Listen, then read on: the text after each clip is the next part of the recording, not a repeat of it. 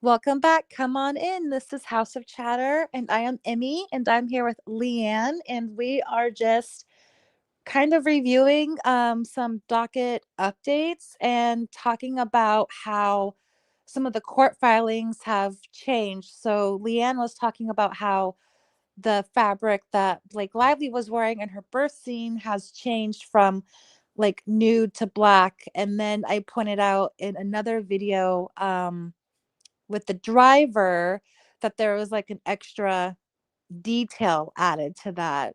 So, Leanne, what do you think? Do you think that the story's changing or that the details are maybe being misremembered? Um, so I don't. It's hard to say. I mean, it's very possible that details are being misremembered. When it comes to Blake Lively, I don't know because so she was very much going with the narrative that she was made to wear a nude thin piece of fabric, which is commonly known as a modesty patch, in the acting industry, and is to kind of just cover the genitals at the front, and it's almost like a bit of a strapless thong, I guess. And she said in her complaints it's nude, so it would match her skin tone, and she even gives the reason for that as being, to hide any lines or anything like that. But when so that was the narrative in New York. Now in Texas, she said that she was nude, and she didn't mention the modesty patch. But Oh, when that's Wayfarer interesting. talked about in their motion for summary judgment, and they'd said in their complaint it was a black pair of briefs, Adam Monshine then said publicly when he spoke out it was a black pair of shorts. I think he meant briefs, but he's been a man. He probably wasn't looking that closely. But then the video was exhibited, the behind the scenes footage was exhibited with Wayfarer's motion for summary judgment. And she then suddenly changed her story to it was a black piece of fabric. And I did a video and we were talking about the evolution of this story and the details in it. And I was I think I kind of jokingly said to my audience, well, black makes no sense on a white woman unless she's going for, a Epping Forest or a 70s porn style bush or something like that. And I had a lot of comments which were hilarious saying, oh, Leann, she's redhead though. The carpet's not going to match the drapes. So black did not make sense in any way, shape, or form. I don't see that. I don't know. That just feels a little deliberate, in my opinion, though. That she's if if it hadn't been for the Texas docket, I would have said, well, possibly actually she just misremembered. But Mm-hmm. because in the Texas docket, and this is really important, right? That she really exaggerates the story. Like she's no longer saying she's partially nude or mostly nude, and the word in there changed in New York alone.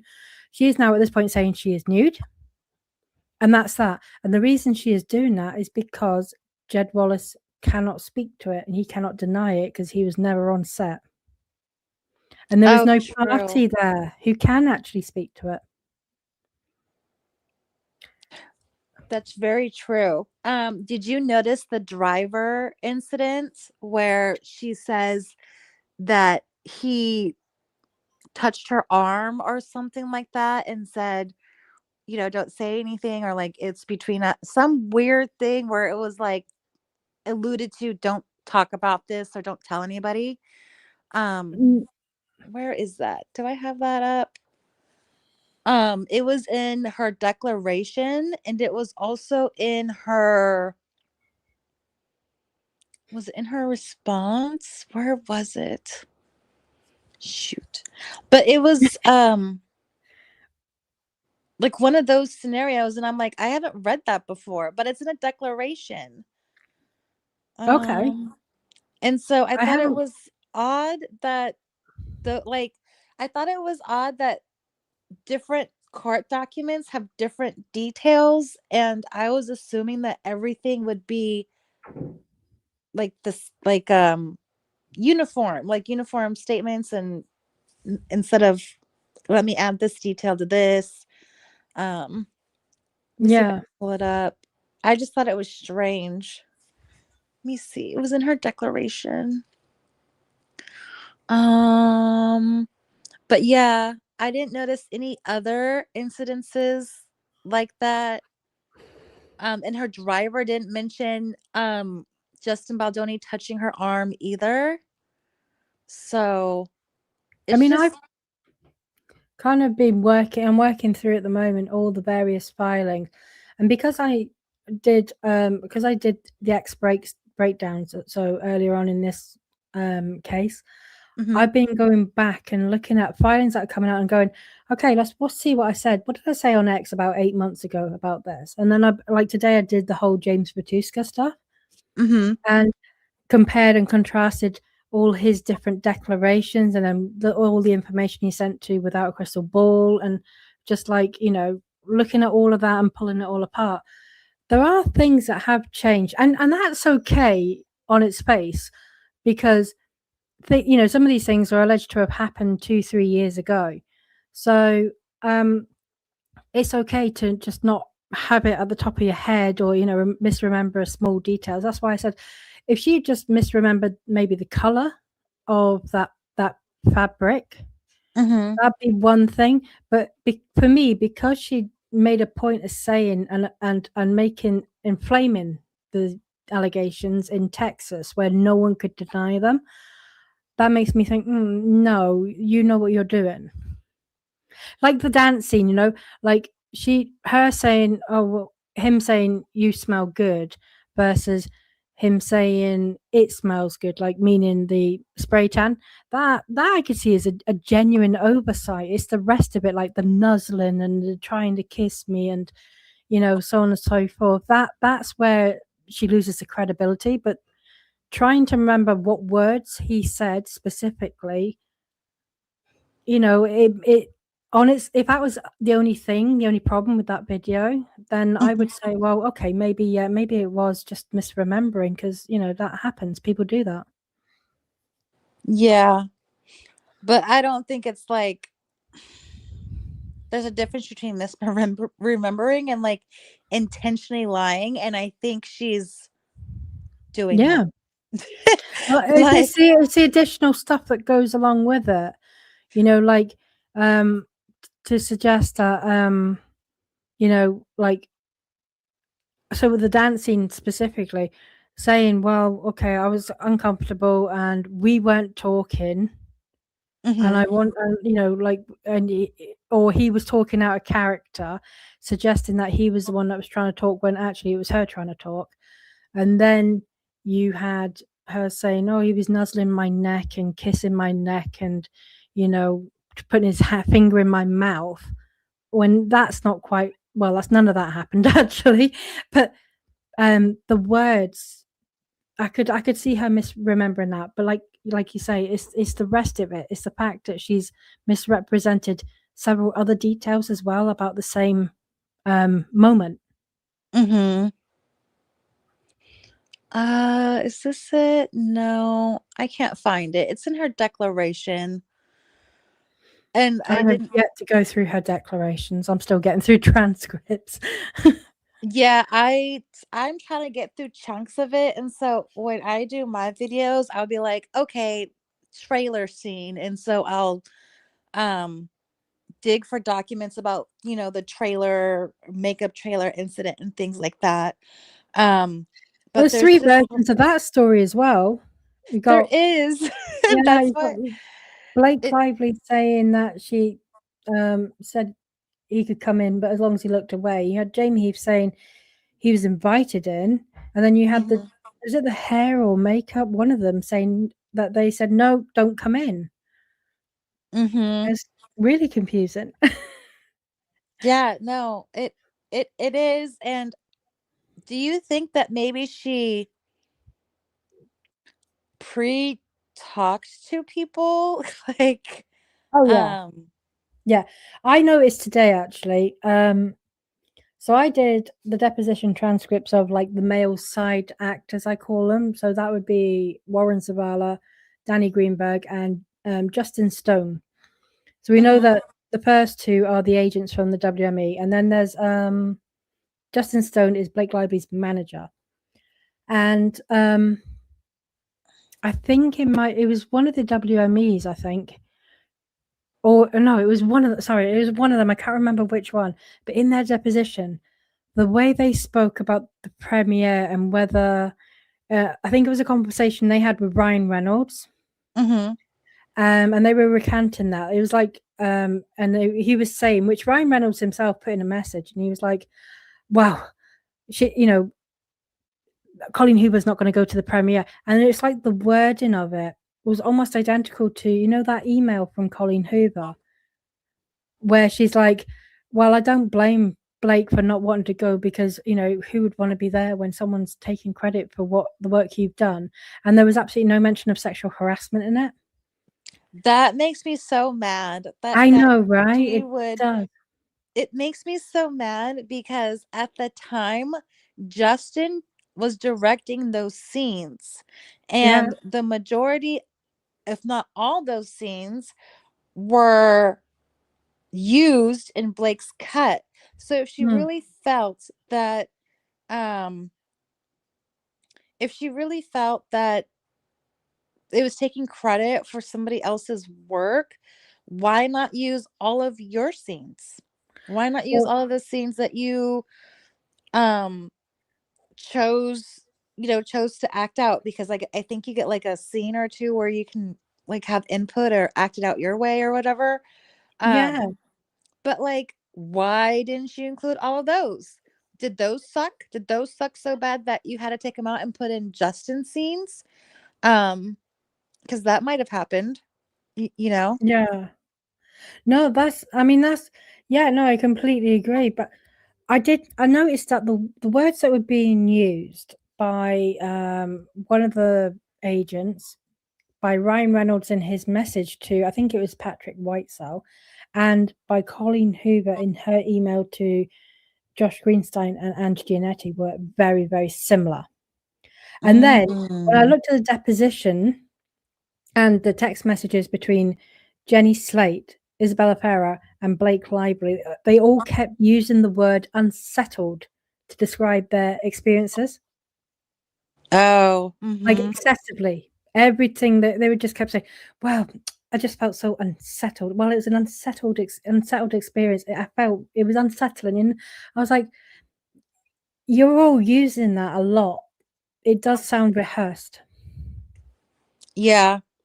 Or like one has used the word over and over and over again and the others have kind of adopted it, Mm-hmm. like we did when we jokingly refer to like digital bot armies and stuff like that. And when we use things like, we use the word multitudes because Blake Lively uses it so much, so we use it now, we're kind of in a mocking sense. But I could see if she is constantly kind of like telling it, for instance, Isabella Farrow, "Oh no, what he did was inappropriate. You must have felt so unsettled." I could see Isabella then picking up that word if she aligns with it. Oh yeah. And I know Jenny Slate definitely used it a lot in her deposition. I think I even pointed it out when reading the deposition. Yeah, it feels like Jenny Slate was definitely, you could see the manipulation on paper, at least, or on her text messages, at least from what I saw, because she made that joke about wanting a bigger like apartment or Airbnb or bed or something because she couldn't do the act with her kid there, is Yeah. what I got.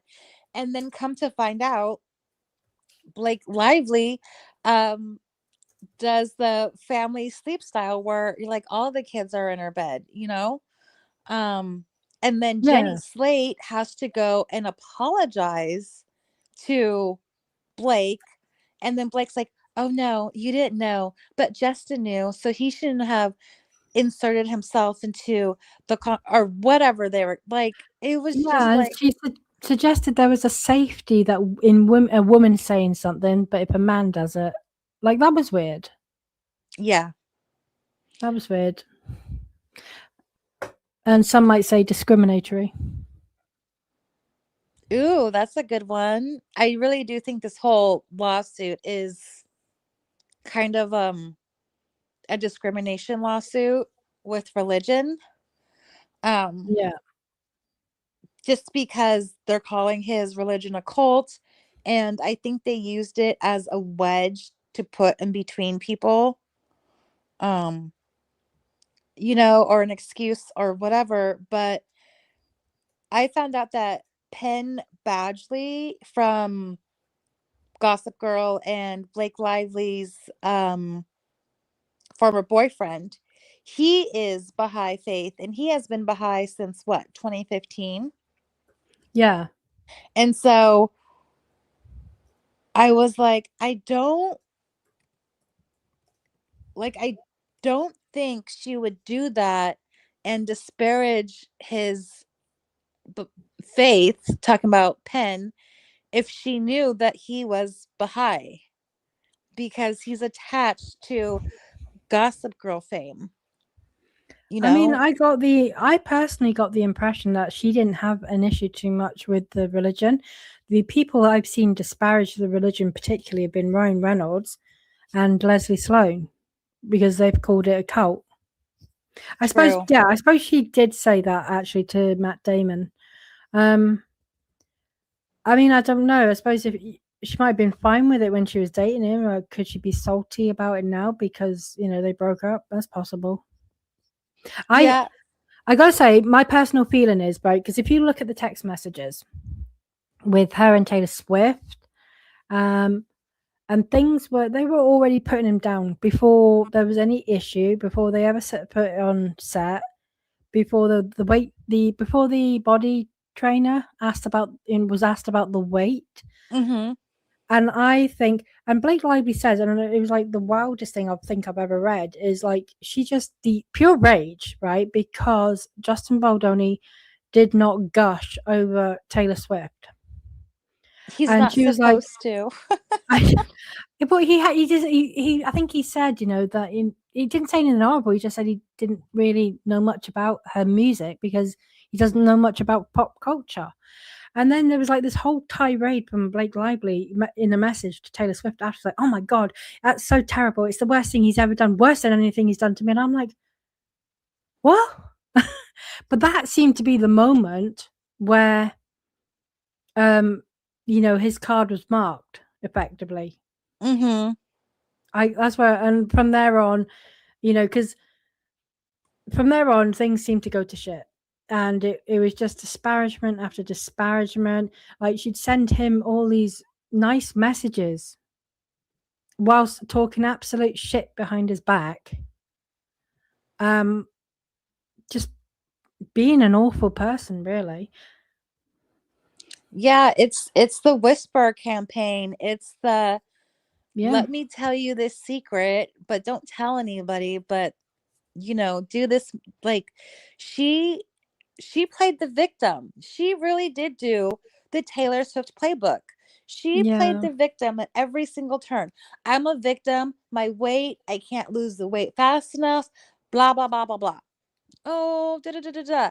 And what did they do? They used it as leverage to change a movie scene or to take out the lift the scene lift. or whatever. Um, you know, Yeah, what else did she do? Like, oh, he showed me, this and that, but then doesn't say anything for 2 weeks about either um yeah, she waited 2 weeks for her complaints, right? For the yeah. trailer and the phone and then the COVID. Uh I mean, I don't see how they could have been held particularly responsible for COVID. We were just coming out of a pandemic. Well, we weren't long out of a pandemic. It's still in the air. People still get COVID today. Ryan Reynolds had it only a couple of months or a month or two before then himself, and he'd caught it from I can't remember the actress from Deadpool and Wolverine. Um, oh, okay. That yeah, I can't remember. I can see her face. I just can't remember her name. And they it'd come up on like I think they were on a talk show or something, and they'd come up and he'd like, oh yeah, you gave me COVID, and she was like, oh my god, did I? She had no idea, but people don't know. But yeah, she did wait.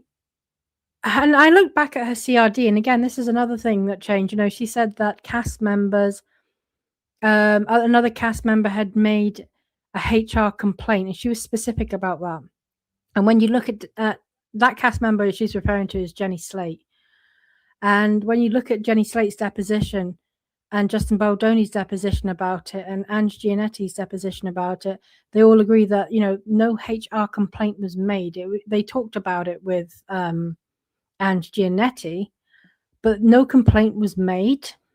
And Jenny Slate did not even deem her, the sexy comment that was thrown at her, like, was said about her clothes. She did not deem that to be sexual in nature. It was just unwanted. So that's another thing then. Like her CRD then, categorically says, oh, well, these are the cast members. They made HR complaints. They didn't. That's not true.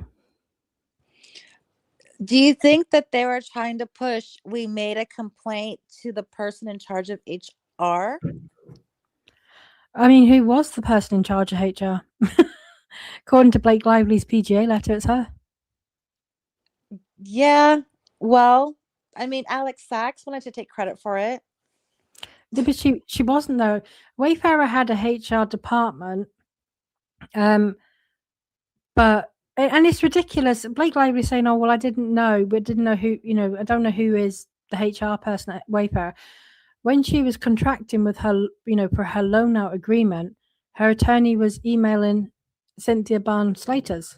So, and she is the HR person at Wayfarer. So she was well aware of who the HR was and how to contact them. True. And she knew how to contact Angie Gianetti as well. Yeah. And, she would have known other things. Like she had a manager, she had a WME representative, she had a husband. She was well aware of SAG-AFTRA guidelines and that she could have gone to them. I tell you what I did read though today, just sort of deviating a bit. Her manager, Justin Stone, right? Get this, said in his deposition, oh yeah, she read the book. What? Yeah. Yeah. No. Yeah. I don't think that happened. No, it didn't happen. We all know that. She's admitted that herself. She was like, well, I read bits of it after I started filming, or something like it was after. You had Jenny Slate also come out and goes, well, so you what? Who cares if she read the book? I didn't read the book. But yeah, no, her managers tried to say that she read the book, before she actually agreed to the role. That was fun.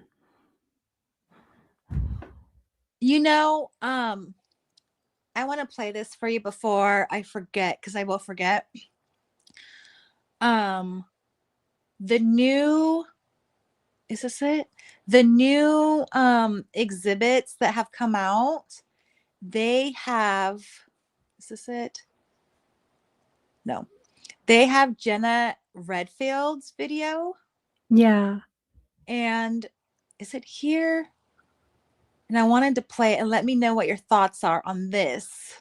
Oh, I will. Yeah. Can I just say hi to Girly and to Jesse and Max? Hi, Yeah, guys. go ahead, say hi. I'm still. Oh, sorry. Hi, Sharona. And Jenna Redfield has been like my Roman Empire. I need to find the link between that.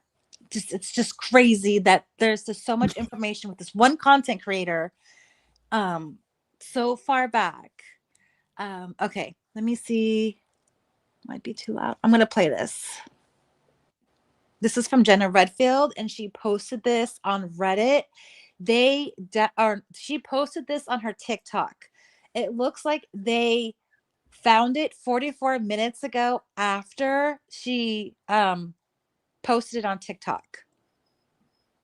Hi guys. There's something happening behind the scenes that I can't talk about because there's investigations happening. All I can say is that the women of this movie are victims. That's all I can say. there's a reason it's been being kept quiet, and I can't talk about it. There is actual investigations happening. I am submitting things, and if you know of anything, please DM me. Reach out. I want as much information as possible to hand over. This was not what I intended, and everything that you think is happening, it's the opposite. And I'm kind of shook. And I honestly am in way over my head. I'm working with other people now because it is way bigger story than you'd ever think. What do you think about that, chat? Interesting. Do you know how to? Are you able? Can you put the videos, like? Can you share screen or anything like that? Do you know how to do that? Let me post the link because I'm on my phone. Oh, is that? Oh, that's what it. Right. Okay, that makes sense. But you know how to do it on a laptop, though, do you? I did it on a laptop, and then what I actually did is I downloaded it and then I uploaded it to my other video that I have not posted yet. But I'm gonna put this in the chat. I don't know if you can share. Can you share a screen on your end or no? Let me see. Yeah, I can actually. Okay. Let me see if I can play this. Is it this video here? Oh god, that's such a big file. I'm not even sure if I can get her in one screen. Right, I'll play it, see what it does.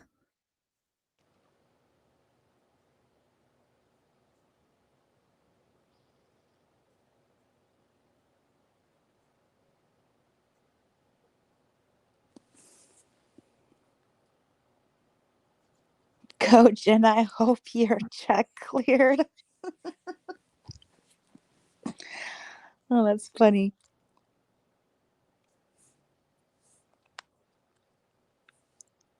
Smells like Coke beer. Oh, hold on. Hold on, you need to.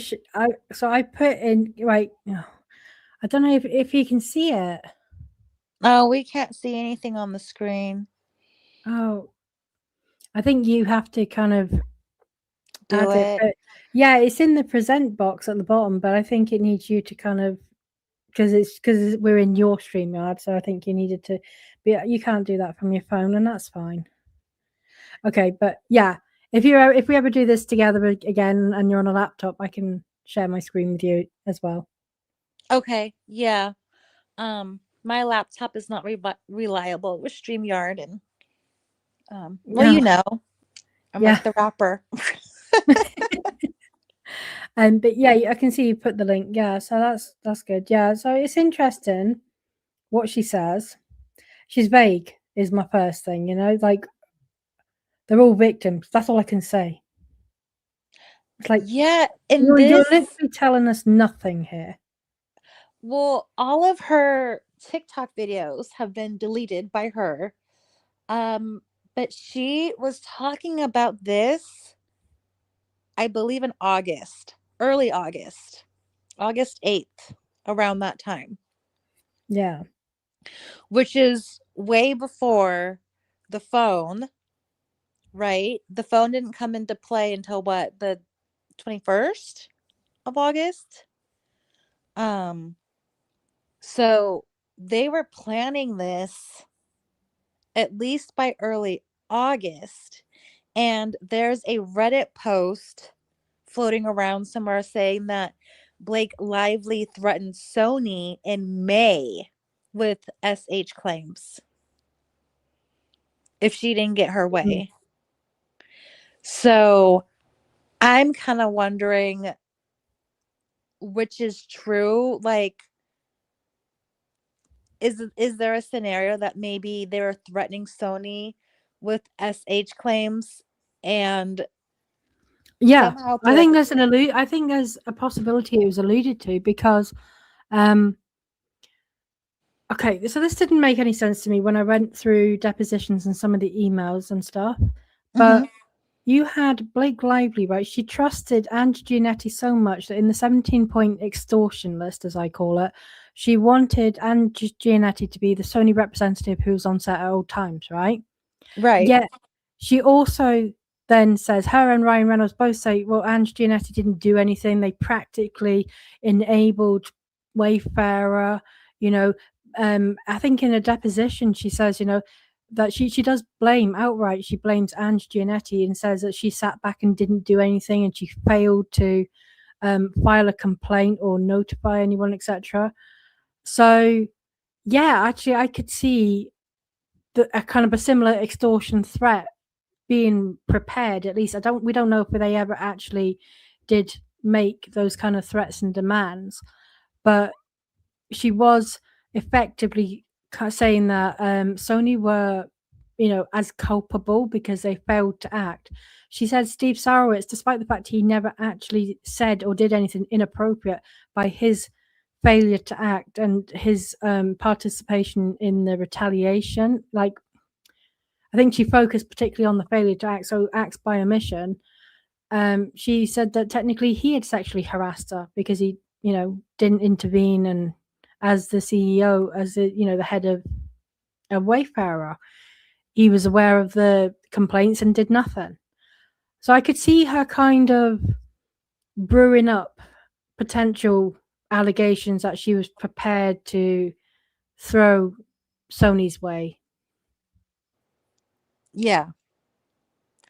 I think that's why. I think that's at that point. Then, you know, like, I think at that point that may have been where Sony were like, they, even though she didn't meet the bar for her cut to be used, they should have, but by the terms of the contract, actually honored Justin's cut. They didn't. And Lively said something. You know, she made a reference comment to Warren Zavala, I think it was, like, you know, I've got my HR report ready to go. I mean, she never did a HR report, but she was certainly throwing the allegations around. Mm-hmm.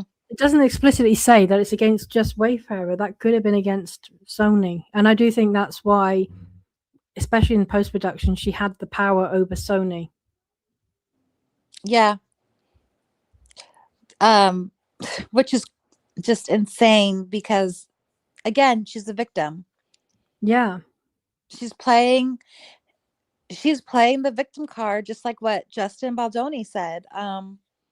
And yeah, this whole thing just amazes me.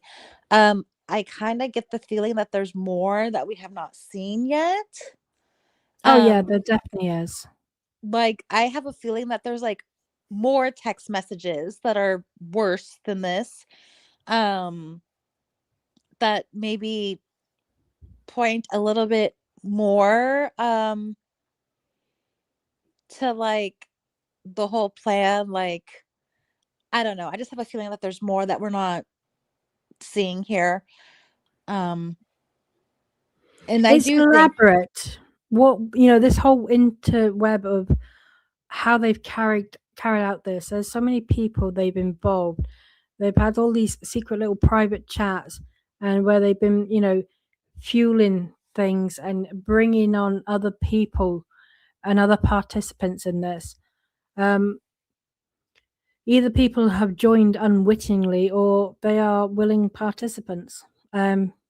Maybe they've done it before. I mean, we already know the history of Ryan Reynolds with how he got hold of Deadpool, with how he, we know Ashley did a great series on what he did with the Blade series. In the PGA letter, Blake Lively does make some kind of reference to Bradley Cooper. I can't remember the name of the film. Nightmare Alley, is it? He, you know, like it was almost like he'd given her a step-by-step instruction of how he got his PGA credit despite only being signed on as an actor. Oh. Yeah. So they either all know what they're doing and are happy to help, or they're all a bunch of morons and, you know, gullible. I don't think it's the latter. Yeah, I knew that there was something with Bradley Cooper because he is well known for his contract negotiations. Yeah, He's even been cited in, it's not a Harvard class, it's like a Harvard school, and there's like a newspaper article about him and his negotiations about helping Jennifer Lawrence get the same pay as him or closer to the same pay as him. yeah. And so he's like really he's that's what he's known for is contract negotiations, but what he's known for is female empowerment contract negotiations. Yeah, and I could absolutely see a scenario where, I mean, he's dating one of her best friends and she's telling this sob story that, she's having an awful time and being overlooked upon, very similar to the way that she told Justin Baldoni, oh, you need to let me write the rooftop scene because I always get overlooked. And then she goes and lets her male husband write it. But I could see her saying, giving a sob story to Bradley Cooper, saying, "Look, I just keep getting put down and overlooked." Da, da, da. And then Bradley Cooper could well come from a good place, think that he's helping lift up this woman who needs help. And I don't mean that in a sexually harassing way, but you know, Yeah, no, I get it. Like this she used Blake Lively used the Me Too movement and yeah. twisted it all up to something that is like not even recognizable um anymore. And she doesn't have HR complaints because she was asked directly about if you wanted to file an HR complaint. So I mean, it's insane. And I think the judge is seeing the shenanigans and I think he's done with it. Like I really think he's done with it. So after the hearing, as you do, because Lauren went to the hearing, and some of us, we kind of get together and we have like little groups and things behind the scenes where us content creators we've collaborated on several times over the time we've been doing this, and we have these group chats amongst us. And I remember speaking to Laura, and I was like, Lauren, tell me everything. What was Lyman like in flesh? Because I'd been kind of a bit forgiving, I guess, of Lyman more than like I mean the other person I think who was joining us in that conversation was Cassidy, who's obviously been very deeply critical and for good cause as well against Lyman. She'd found a lot of the financial connections, and we were kind of like, so I was like, what was he like? Because I did lose faith actually in Lyman quite a lot because I was thinking, oh my god, you're giving it to her again. And even I was beginning to lose the ability to justify some of this. And I was actually surprised because Lauren was like, "Yeah, no, actually, he was really good. He was really on the ball. He was asking great questions. He was pushing back on Blake Lively's team quite hard. So, we're now all a bit optimistic that maybe he is actually starting to see, and now some of this evidence that's gone into the motion for summary judgment, which obviously wasn't in the complaints. Mm-hmm.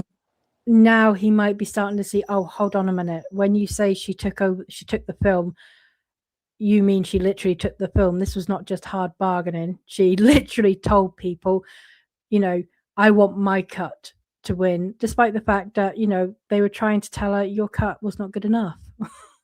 And then you could see the extortion. Colleen Hoover admitted she unfollowed Blake Lively because Blake Lively told her to, asked her to. So, you're starting to see all of this stuff now come through. And I do think that Lyman is, I think he's seeing it. He will still follow the law, though. That's just it. There is, he can have a personal opinion on it, but that's not what's going to go into his decisions. I would hope not, anyway. So, he will look at the law and what's applicable. I think many of her claims will get thrown out. I think the PGA letter does huge damage to her attempts to claim that she's an employee. She wasn't. So then that then does away with the FIHA claims because that is only for employees. I think we're going to struggle. She's going to struggle with many of the claims. I don't think they all get tossed though because there are issues of facts. I think there's issue of facts squarely with Blake Lively's issue of facts. Mm. I had a question. Do you Yeah. think the fact that there is so much, not so many, but there's discrepancies in um in the complaint, like you've said, do you think that'll come up in trial? Like if it does make it to trial, um, do you think can they report on that? Like say, hey, she said this in this filing, she said this in another filing, and she said Yeah. this in another filing. So if I was the Wayfarer attorney in this case, right, I would absolutely be saying, Ms. Lively, for your CRD complaint and your initial complaint and your first amended complaint, your second amended complaint, you said at each of these times that you were asked to well, it does say generally, and Wayfarer have pointed out, but you refer to wearing a nude coloured modesty, a nude coloured piece of fabric. And then they will bring in the motion for summary judgment opposition, the Rule 56.1 statement opposition, where she has now changed that to a black piece of fabric because the video shows her wearing something black, which is what Wayfarer said she was wearing, which is what Adam Monshine said she was wearing. I could see them also exhibiting her motion to dismiss from the Texas docket against Jed Wallace, where she just refers to herself as nude. Not generally nude, not mostly nude, not partially nude. And there is no reference to any patch. And I can see them sort of really putting her on the spot and going, can you explain why the story changes? Yeah. But that's a lot of instances that they're gonna have to go through. Yeah. Which I mean, I think look good. I think Wayfarer I think her team know that they are largely screwed anyway when it comes to the birth scene because the video does not show what she alleges. The intimacy coordinator does not back up what she alleges. The other actor in the room, who is an actor and, not some hobo that they found on the street, as she seems to imply, which again, that's another untruth, really, is, he also says, well, I was there. I was looking right at the area in question. It was covered with underwear. And I do think that, and what was it? Oh, yes, in the deposition, I was absolutely struck by Gottlieb's lack of questioning because he asked 2 questions, no, 3, about the birth scene. The entirety of the birth scene, all the allegations about it that they alleged that it was a chaotic set, that it wasn't a closed set, it didn't follow any industry standard protocols, there was no intimacy coordinator, it was unscripted, simulated nudity, she was uncomfortable, no one got her a blanket, blah, blah, blah, blah. The list goes on with that scene, and then there's the odd Adam Monshine of it as well. And for all of those events that happened in that one scene, and Steve Sarowitz turning up unannounced, the only questions that Justin Baldoni was asked was, did you ask her to perform it nude? No. Did Jamie Heath? No. Did you tell her that your wife ripped off her clothes when she was giving birth? No. And that was it. That was the sum total. There was no, Mr. Baldoni, why didn't you close the set? Mr. Baldoni, why were you not following industry standard protocols? Mr. Baldoni, why was she wearing this, piece of fabric? There was none of this. There was none of these questions around all this. Mr. Baldoni, why did you hire a guy who's not a qualified actor?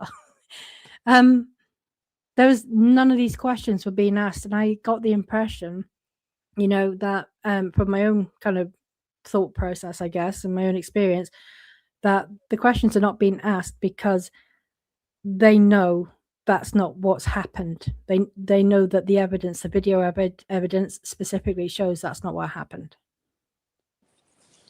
Yeah. Do you think that she initially lied to her attorneys and now they have to scramble to help? Yeah. Does that make sense? Yeah. Yeah, definitely. Because there was no mention, and again, there's other things as well. Like the day of that shooting that scene, there's text messages between her and Justin Baldoni talking about what a great day they had. They were she was so happy with the work they'd done. There was no, oh my god, I'm traumatized. No, oh my god, I can't believe you made me do that. That was humiliating. There was nothing like that at all. So Yeah, the evidence isn't there. yeah, and there was no text messages saying that she was left nude or unclothed or Yeah. And in all the messages, right, to I think I mentioned this actually in my video I did earlier, but in all the messages, all the depositions, sorry, no, all the text messages, all the emails that we are seeing so far, there is no mention of sexual harassment. And I don't think it even come up until the Van Zandt subpoena, where it was like one of the search terms that Stephanie Jones was supposed to be looking for documents for. Anything that references sexual harassment. There's not a single text message to any friend which talks about sexual harassment. Mhm.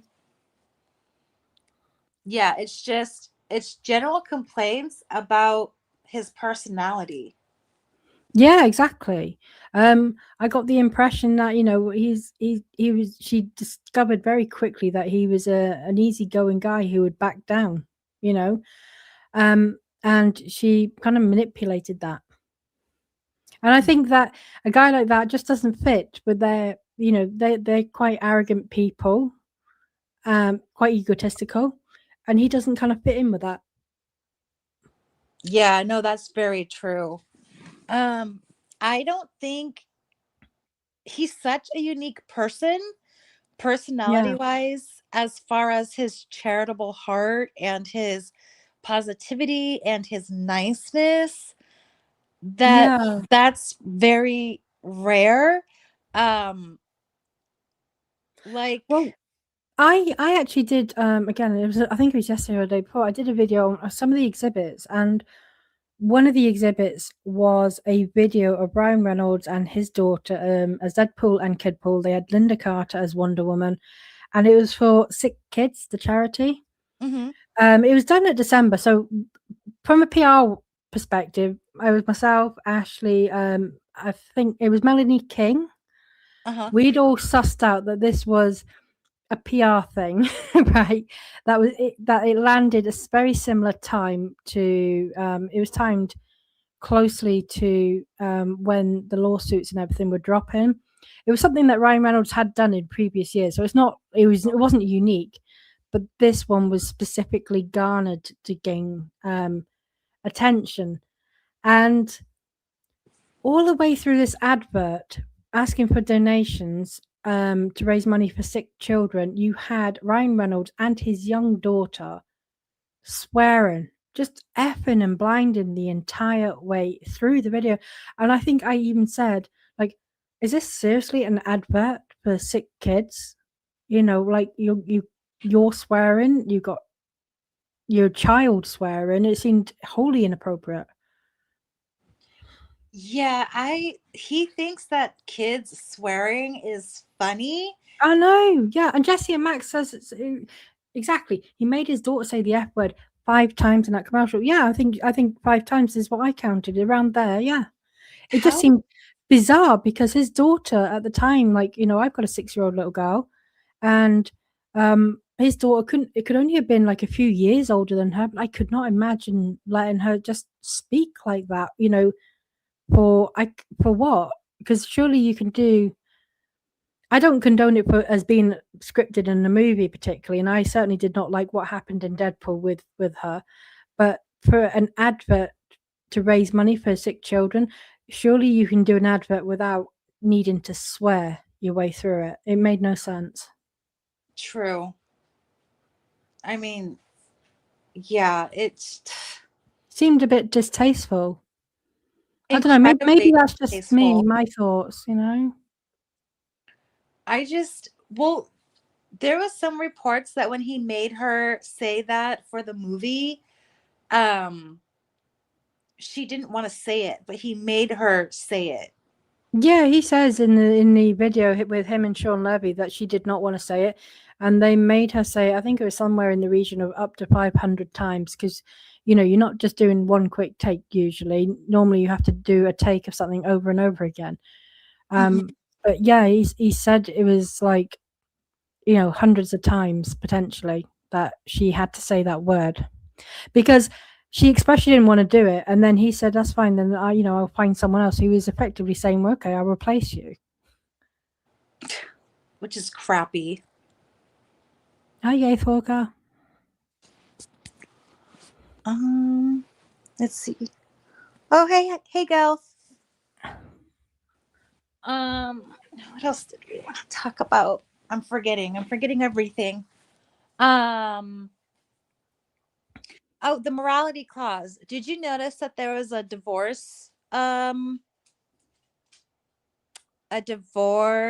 clause for Betty B Holdings? Hold on, I'm grabbing my notes on that. God, that was a long read. It was very complex.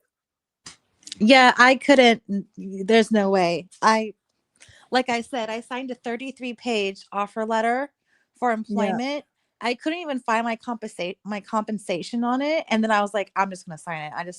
Whatever. It was probably something that says I'm gonna get sued or something, and I would never know the difference. I just signed it. You should read absolutely everything. Yes, I know I should. I enlisted in the military, and I never read that contract. Was it Betty B, or was it the Family Hive now? Betty B. Right. So and it's a divorce. It's like a divorce clause. Right. Okay. Just going back to refresh my. I couldn't understand it because yeah. But it mentions divorce, and I couldn't figure out. I'm sure it favors Blake Lively because it's her business, but I couldn't figure out exactly what it said. Oh, so is this hold on, is this paragraph 6.4? I think so. Okay, let me just read it.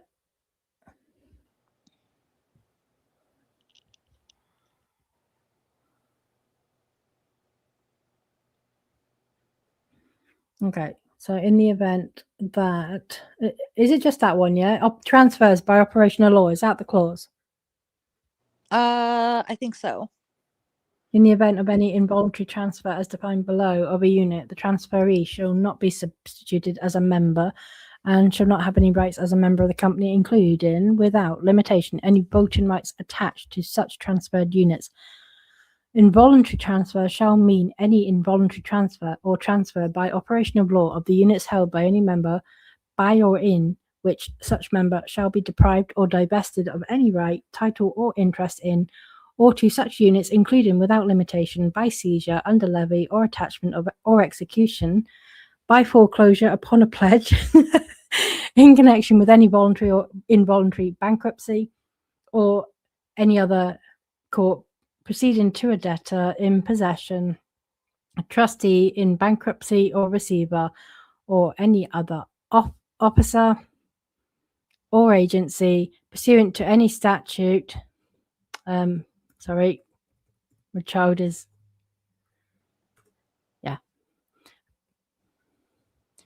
Pursuant to any statute pertaining to escheat or abandoned property, pursuant to a divorce or separation agreement, or a final decree of a court in a divorce action upon or occasioned by the incompetence or death of any member. So what it's saying is basically is that so in the event that they get, so if Blake Lively gets divorced or separates, then her there is no automatic right of transfer. Oh, okay. So she's safe. Like if they get divorced. I mean, there's nothing really. If they get divorced, then yeah, there's no kind of automatic. It doesn't become part of the divorce settlement. Oh, I see. Okay. Did you figure out in your video? I know that it said a loan. That wasn't from Ryan Reynolds' company, correct? No, it wasn't. Okay. No, that was from. Oh, hold on. Let me go back to it. It was that other company, wasn't it? With a B. Start with a B. No, Yeah. started with a What letter. was it? Belfer. So that she had a loan from Belfer Capital Partners. Oh, That's I see. Okay. yeah. Ryan Reynolds' company is Ipon or Ipon. I'm not sure how it's pronounced, but Mhm. what he does in this, I'm not entirely sure. I kind of, when I was reading the Betty Buzz and Betty Boo's thing, I kind of got the feeling that maybe her and Ryan joined it up as far as like distributing and manufacturing with their Mm, companies to save money, because it mentioned that, but like it was redacted the rest of it, so I couldn't see what it yeah. said. I mean, Um these are just singular documents. You need a lot more to figure out the workings and the company structure. These are just so the Betty B one. So that's like a second amended and restated limited liability company agreement. So that's like an equity agreement. The Family Hive one was an endorsement agreement. So it was not, although there was, it did actually allude to ownership. Yeah, if that makes sense. So where is it? I've got notes on everything. Um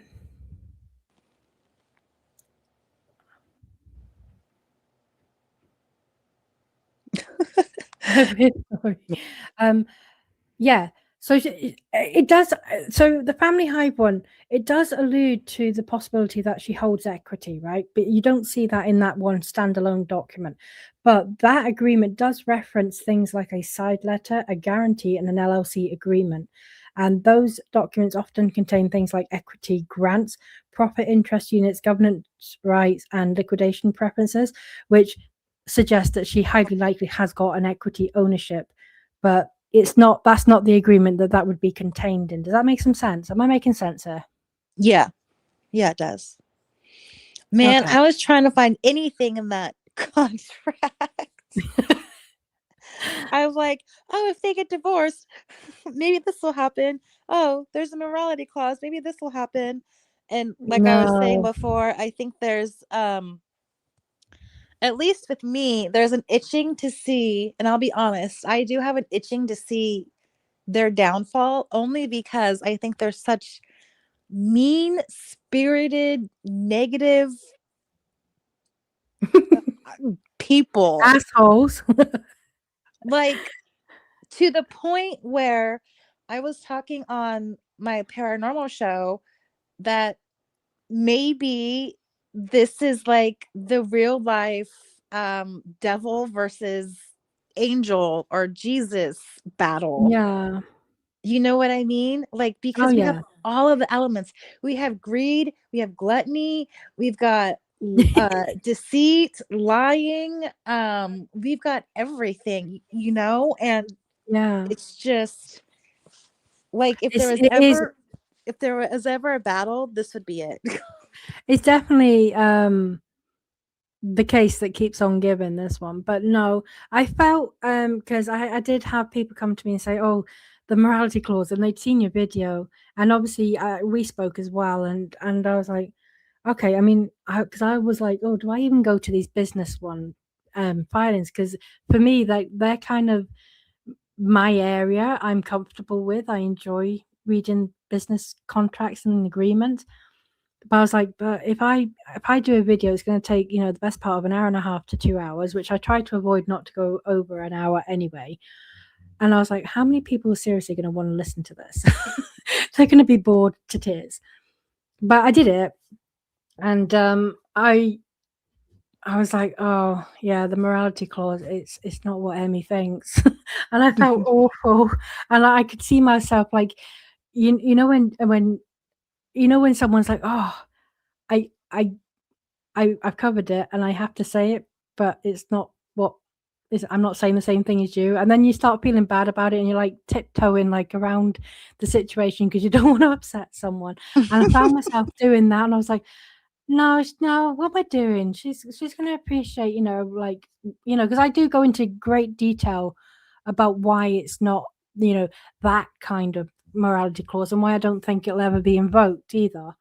I was Yeah. like, no, I'm sure you'd rather like get that perspective rather than me just say, yeah, you you hit the nail on the head. Yeah, no, please correct me because like I said, I didn't know what I was reading. I had a lot of hope. They are really technical documents. I mean, the takeaway I did get, like the very, very brief summary, is that both of the agreements are, they are, they give Blake Lively near total control. Mm. So even the Family Hive one, which is, Family Hive are the manufacturers, the distributors, etc. Of the hair care products. And this is an endorsement. It's like a celebrity thing. And I think I compared like Rihanna's Fenty Beauty, Uh-huh. it's a similar agreement. Ryan Reynolds does it when he sold his aviation gin.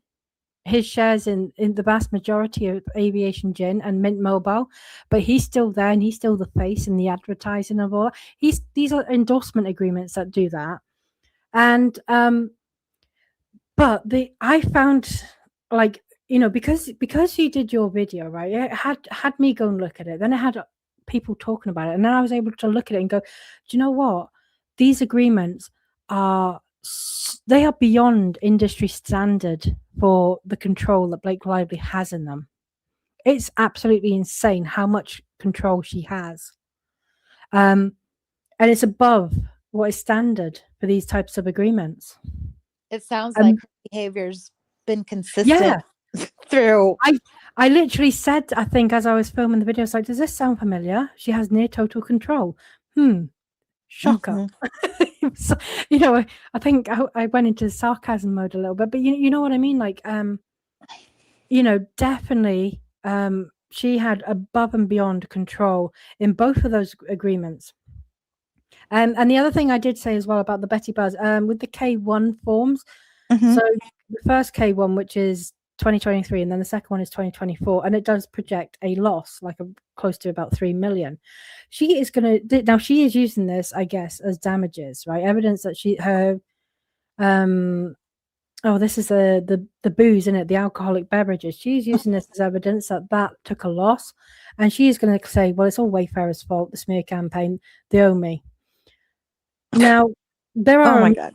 there are a lot of reasons why that loss could be projected. There could be higher production costs, higher marketing costs. There was the fact that Betty Booze was rolled out because Betty B Holdings largely deals with Betty Buzz, and they Yeah. rolled out Betty Booze. So that is going to, any change, right? And even a positive change can initially project a loss. What Yeah. that Well, K didn't she get K1 shows is it's not debt, so she doesn't owe that money. It just shows that her tax liability has changed. Does that make got sense? it? Okay. Because I was expecting kind of to see a loss with Betty Buzz, like in the first year, because Yeah. got to Well, this is buy the first things, year. the Yeah. marketing, everything. But I was surprised that the number didn't go up like I thought it would. Like I thought I was gonna see like a negative and then I was gonna see like a big positive, right? Like a big hit. Yeah. Like she was successful, she launched, she got her partnerships down, they're Yeah. expanding, but it didn't reflect that in the numbers, at least in my No. opinion. And No, it then didn't. I read into, if you look into the Betty, I don't know what you call it. Is it like the board meeting board meeting presentation about like the business plan and everything? Oh, over here, we call them articles of incorporation. Is that what you mean? Model No, article? it's the actual presentations on the status of their business and the business plan. I think you have to do it like quarterly. I don't I may not have seen that. What I've seen is those four documents that are all in the same filing, and that would be the two agreements and then the two K1s. I haven't looked at anything else, Yeah, but I think it's there's going to be something that's very similar to. Yeah, we have a similar thing over here, but I don't know if it's called the same thing. But I yeah, go don't on. know what the document was called. Um, but it's basically a slide presentation on how well they were doing and their plans and all this other stuff, right? Like their social media Yeah, planning, the where the money was going or reflecting. So in that, it talks about Betty Buzz, and Betty Buzz is the mocktail brand, right? The mocktail, or I want to say mocktail slash mixer, because apparently there's two different categories. yeah, So she's failing at the mixer part, right? The mixer. I'm yeah, so confused. She's failing at the non-alcohol piece, but she's succeeding at it being a mixer or cocktail or whatever thing. And so they are winding down the mocktail things, and they're putting more of their energy into the Betty Booze portion of it. yeah, Um because so I guess she has glass bottles, and then she's got cans, but the glass bottles are too expensive to convert to cans. Her ingredients are all natural, but because they're all natural, the shelf life is lower than her competitors. So her competitors are able to keep product on the shelves, and she has to, take down her product, and, she loses money that way because it expires initially, right? yeah, And so they suffered a loss because her product was expiring on shelves and it wasn't getting flipped. And so she suffered that loss. And then she was like number 3 in her category. But they were saying that even in her category, the top 2 were spending millions of dollars and they weren't making it anywhere, you know? no, So because of that, um, she was losing money and she was doing better with her alcohol line, specifically with the vodka teas. That was really popular, so they planned to heavily roll that out, and they were going to use, of course, our favorite advertising and marketing company, Maximum Effort, to do that. And so when we were seeing that, I don't know, it seemed like there was a period of time where we saw like a barrage of social media with her new cocktail line coming out. Um, that was why, because it was pre-planned, and it looks yeah. like it might have been pre-planned before the lawsuit, but then they included in their meeting or whatever, they included a reason why Betty Buzz may have not been doing well. And it's because of Blake Lively's marketing plan. Because she didn't talk about DV, because she was tone deaf. In one section of her percentage, it was like Team Baldoni. Like 98% of comments were like, I think we're Team Baldoni or something like that. Um, Well, I think there's another reason why it hasn't done well, and it's not just the marketing towards the film. She's also been quite opportunistic.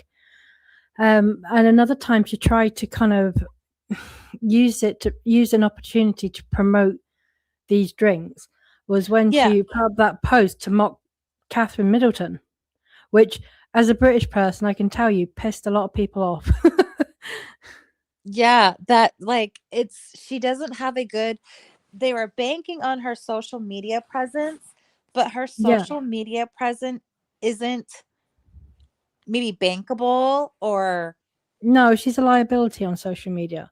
yeah. Um, and when I mean, obviously, I mean, so she had to apologize for that. And she will say that at the time, well, I didn't know she had cancer, which none of us did at that point. but she did know that Kate had just had major abdominal surgery, was taking time off. And I think people just thought, like she did a kind of a where's Kate, like almost like a where's Wally thing. And it had some kind of picture of her sitting on a sun lounger next to a pool with her drinks plastered all over the place. And it just basically looked shit. Yeah, exactly. Leave the Duchess alone. But, that pissed off so many people. And then it turned out that she had cancer. And I think that just riled people up even more. And Gelf does say it's not just Britain. Like, Britain has a lot of Commonwealth countries as well. It caused massive upset because people love Kate Middleton, really love her. And it was such an intrusion and so distasteful. And then, so it seems to be a pattern that her drinks, when she tries to promote them, she's doing something really distasteful that, doesn't go down well with the public. Mm-hmm. She has all of these. She. I think I've said this before. She needs to be coached by her PR team, like Justin Baldoni was coached by his PR team. Justin Baldoni's PR team has several text messages of like scripts and things to say and whatnot. And you can see that maybe he's practiced it, like he would with like a movie script. But Yeah. Blake Lively, and you can also see this in the depositions as well. Blake Lively is more of a loose cannon. She's not polished. She kind of goes all over the place. She doesn't really follow a script. She just talks to you like your best friends, which is totally great. But some of the stuff that she does, not everybody's going to be her best friend. You know what I mean? Like sometimes it's a lot of it's off-putting just to think about it now. And a lot of it, you can see that it can be construed as like bullying behavior, but I think it's just her dry humor that is driving a lot of it. So like when she was I think she was talking to a reporter and they were talking about how his wife is pregnant and what was she craving or something like that, and she kind of made like a rude remark, and then she, what was it? She was interviewing with a reporter about her movie, and she talks about cookies and how he should have brought her these expensive cookies and they're so fabulous and where are these cookies, and she stayed on that topic for like 2 minutes. Like I just think that her PR team, as great as Leslie Sloan may be, she either needs to stop doing press or she needs to be coached, like heavily coached. But I also think that some of these like depositions and declarations she's being coached to.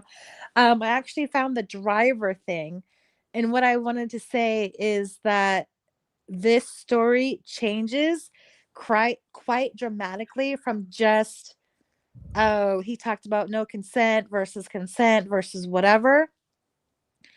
According to Blake Lively, paragraph 22, and I think this is her declaration or something. I'll go back to the top page when I'm done. But it says, at one point during the first phase of filming, I was in the car with Baldoni, security detail, and my assistant.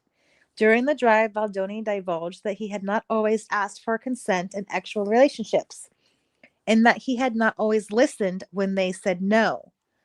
Prior to sharing this disturbing admission, Baldoni grabbed my female assistant's arm, long and slow, and said, "This stays in the car." Like she totally changed the whole entire context of that car ride. Oh yeah, because I mean, what did Justin Baldoni said in his deposition?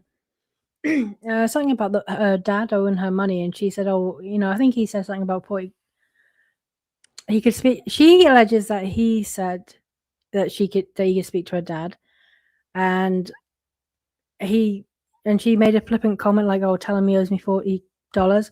I nearly said quid then.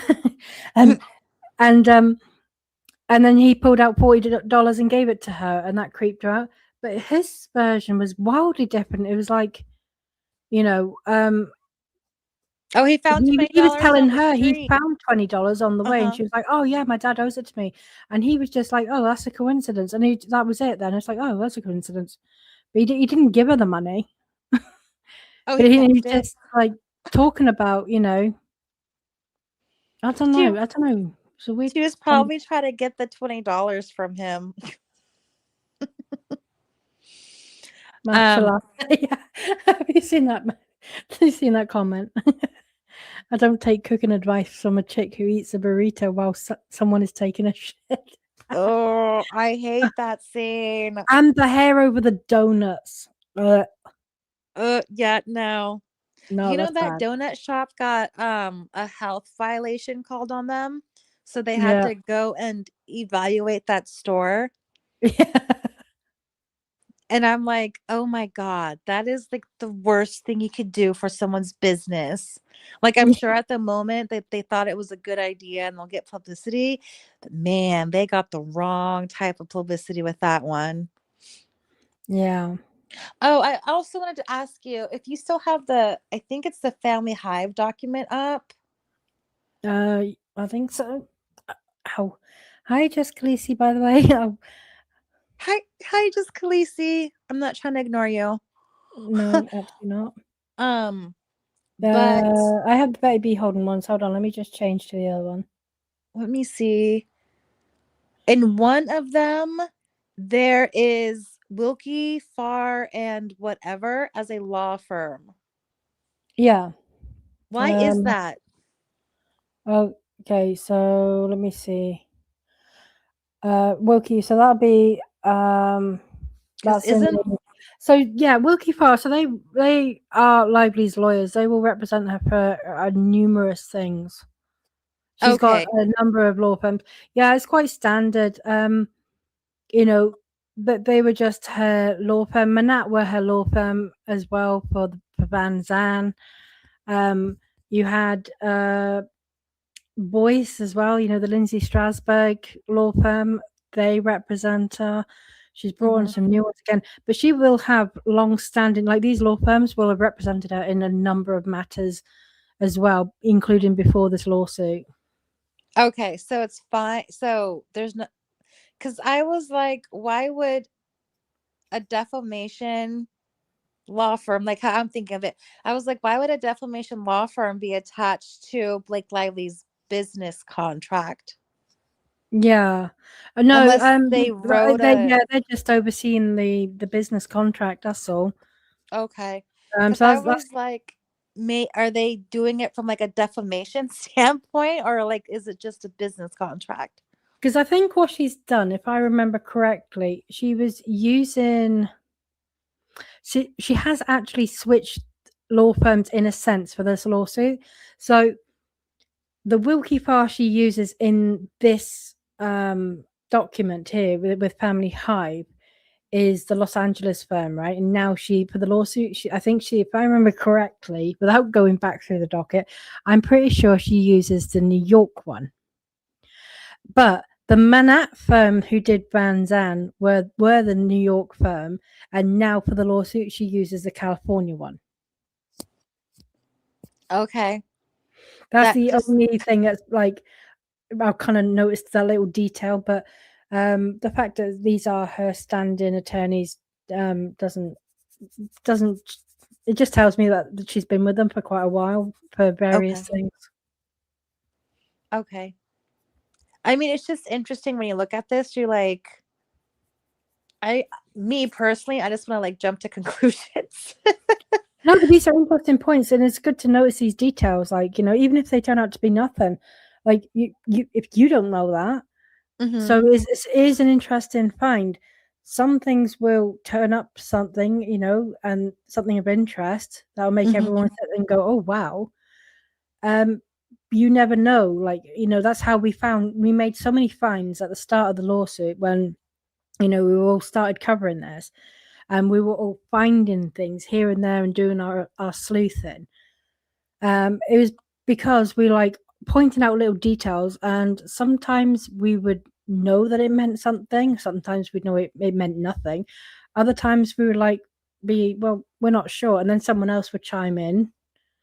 Quite often, if it's a PR side of things, Ashley would be able to be the person to say, oh yeah, this means that, or it doesn't mean anything. If it was the legal side, I would sit and go, oh yeah, that means something, or it doesn't mean anything. Mm-hmm. That's how you find things, though, because you don't know what you got until someone else looks at it and goes, oh yeah, actually, most of the time. In this case, that doesn't particularly say much to me. Oh, okay. I was hoping. I'm always looking for something that. Oh, there'll be something, because I mean, the vast majority of finds have been found, I guess, at this point. But there are still things cropping up. Now, what I find is the best thing to do is to track what were they saying at the start and what's the evidence showing, and then that's what I'm doing. Like, is like, oh, let's look at the discrepancies. Yeah, that's what I started doing too. By accident, because I found discrepancies by accident. It's just wild how everybody has different account of things. Yeah. And I guess that's why you do depositions alone. I mean, by yourself, because you can't get coached or fed things or whatever. No, I don't. I very much make it a point of not to watch anyone else's stuff. I go in, and I've done it with all my filings as well. Even when I was just doing the extras, I would be like, I'm just going to read the filing. I want my own opinion, and that's what I'm putting down. And then I would go and like I'd go to maybe Omar's stream and say, oh, what does he say? Am I close? Because I'm aware of my limitations. I didn't study American law, so I can interpret law, which is really useful. But I always worry, oh, have I got that wrong? But so far so good. But I do then I'll like now I think now I'll do my stuff and I'll be like, okay, now I'm going to go over to this person and I'm going to see what they say. Do you think that maybe Isabella Ferrer and Jenny Slate are talking to Blake Lively about what they talked about in depositions? It's hard to say. Possibly. They may both just want to be like, oh, do you know what? We're done. They may well be like that. I mean, it's not out of the realm because people do talk. So, and we do know Jenny Slate is doing something with Alex Sachs. She's doing a film with Alex Sachs. Mm-hmm. I don't know what Isabella Ferrer is doing. Nothing. Not much, by the sounds of it. Nothing. I don't even know. Being bent out of shape about looking at someone's eyes while she licks a spoon.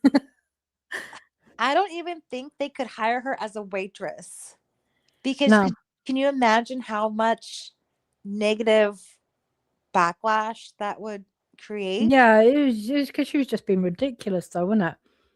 It was. She was being utterly ridiculous about it. I mean, to say, oh, well, Justin had a conversation with Alex and, told him, winked at him. And he didn't tell me this until months after it happened. I mean, that's hearsay on hearsay. That's not going to go anywhere. That is not evidence at all that will be admissible. Yeah. So she's recalling a conversation that she was not part of, which she did not hear about until months after the conversation occurred.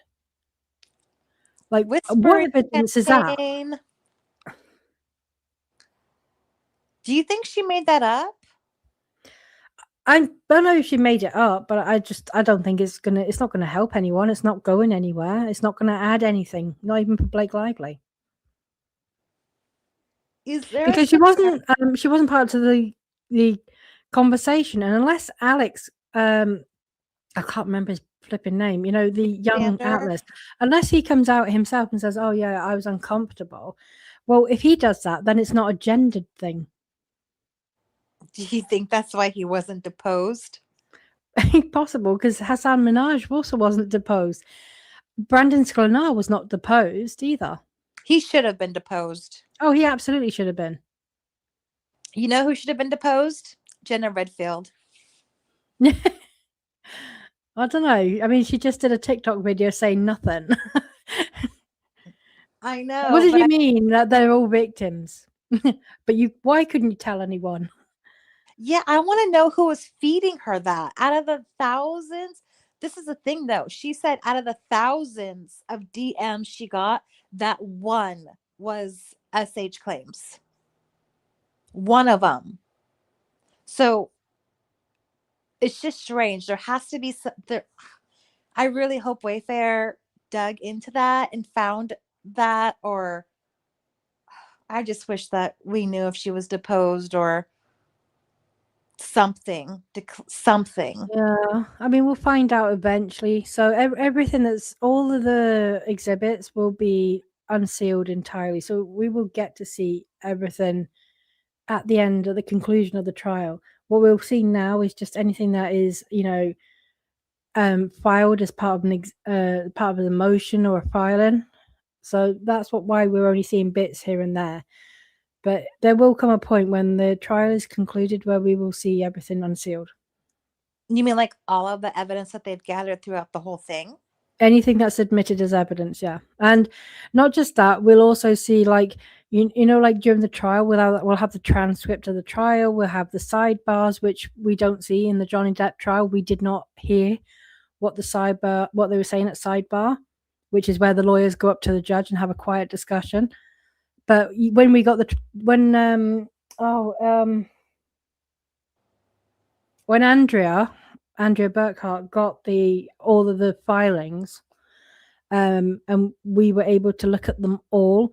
It had everything. You had behind the scenes hearings, motions, and you got to see the whole workings of the entire Depp Heard trial in the years leading up to it. Every trial exhibit, every deposition was all in full. It was all unsealed. Unless something is permanently sealed for a good reason, which is, quite extraordinary reasons, then, that it will all be unsealed. Things I would hope and I expect to be permanently sealed would be things like Natasha Heath's birth videos. No one wants to see them, and I don't believe they should be released to the public. But, unless they're permanently sealed, that will happen.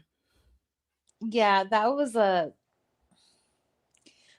just a shisty move on Blake Lively's part, because she knew that she was kicked. She knew she was cooked, and they needed anything to combat that. That didn't make any sense, that testimony. Like, oh, well, I saw a naked woman with her vagina. No, you didn't. If you try to watch a home birth in a birthing pool, you see nothing because of the movement of the water. Mm-hmm. You don't see anything. So it's a lie for her to be sitting there saying, no, I definitely saw her. Her legs were spread wide. I saw her vagina. No, you didn't.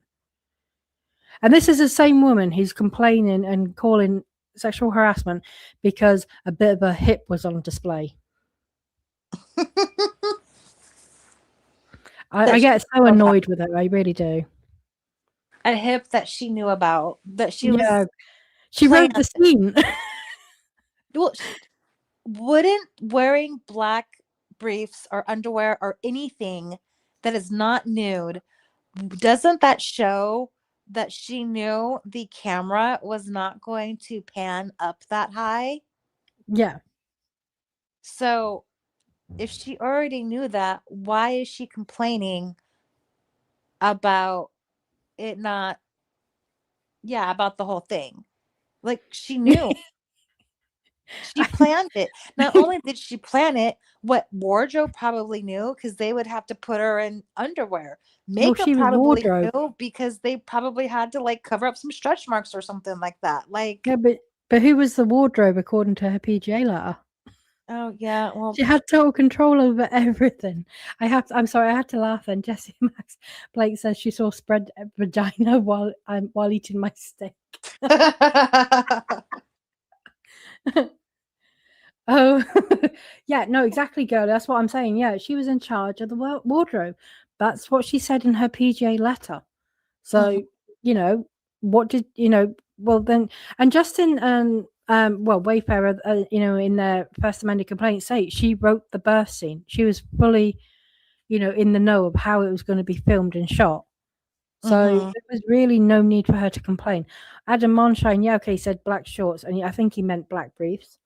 I'm going to chalk that up to, a man not knowing any better.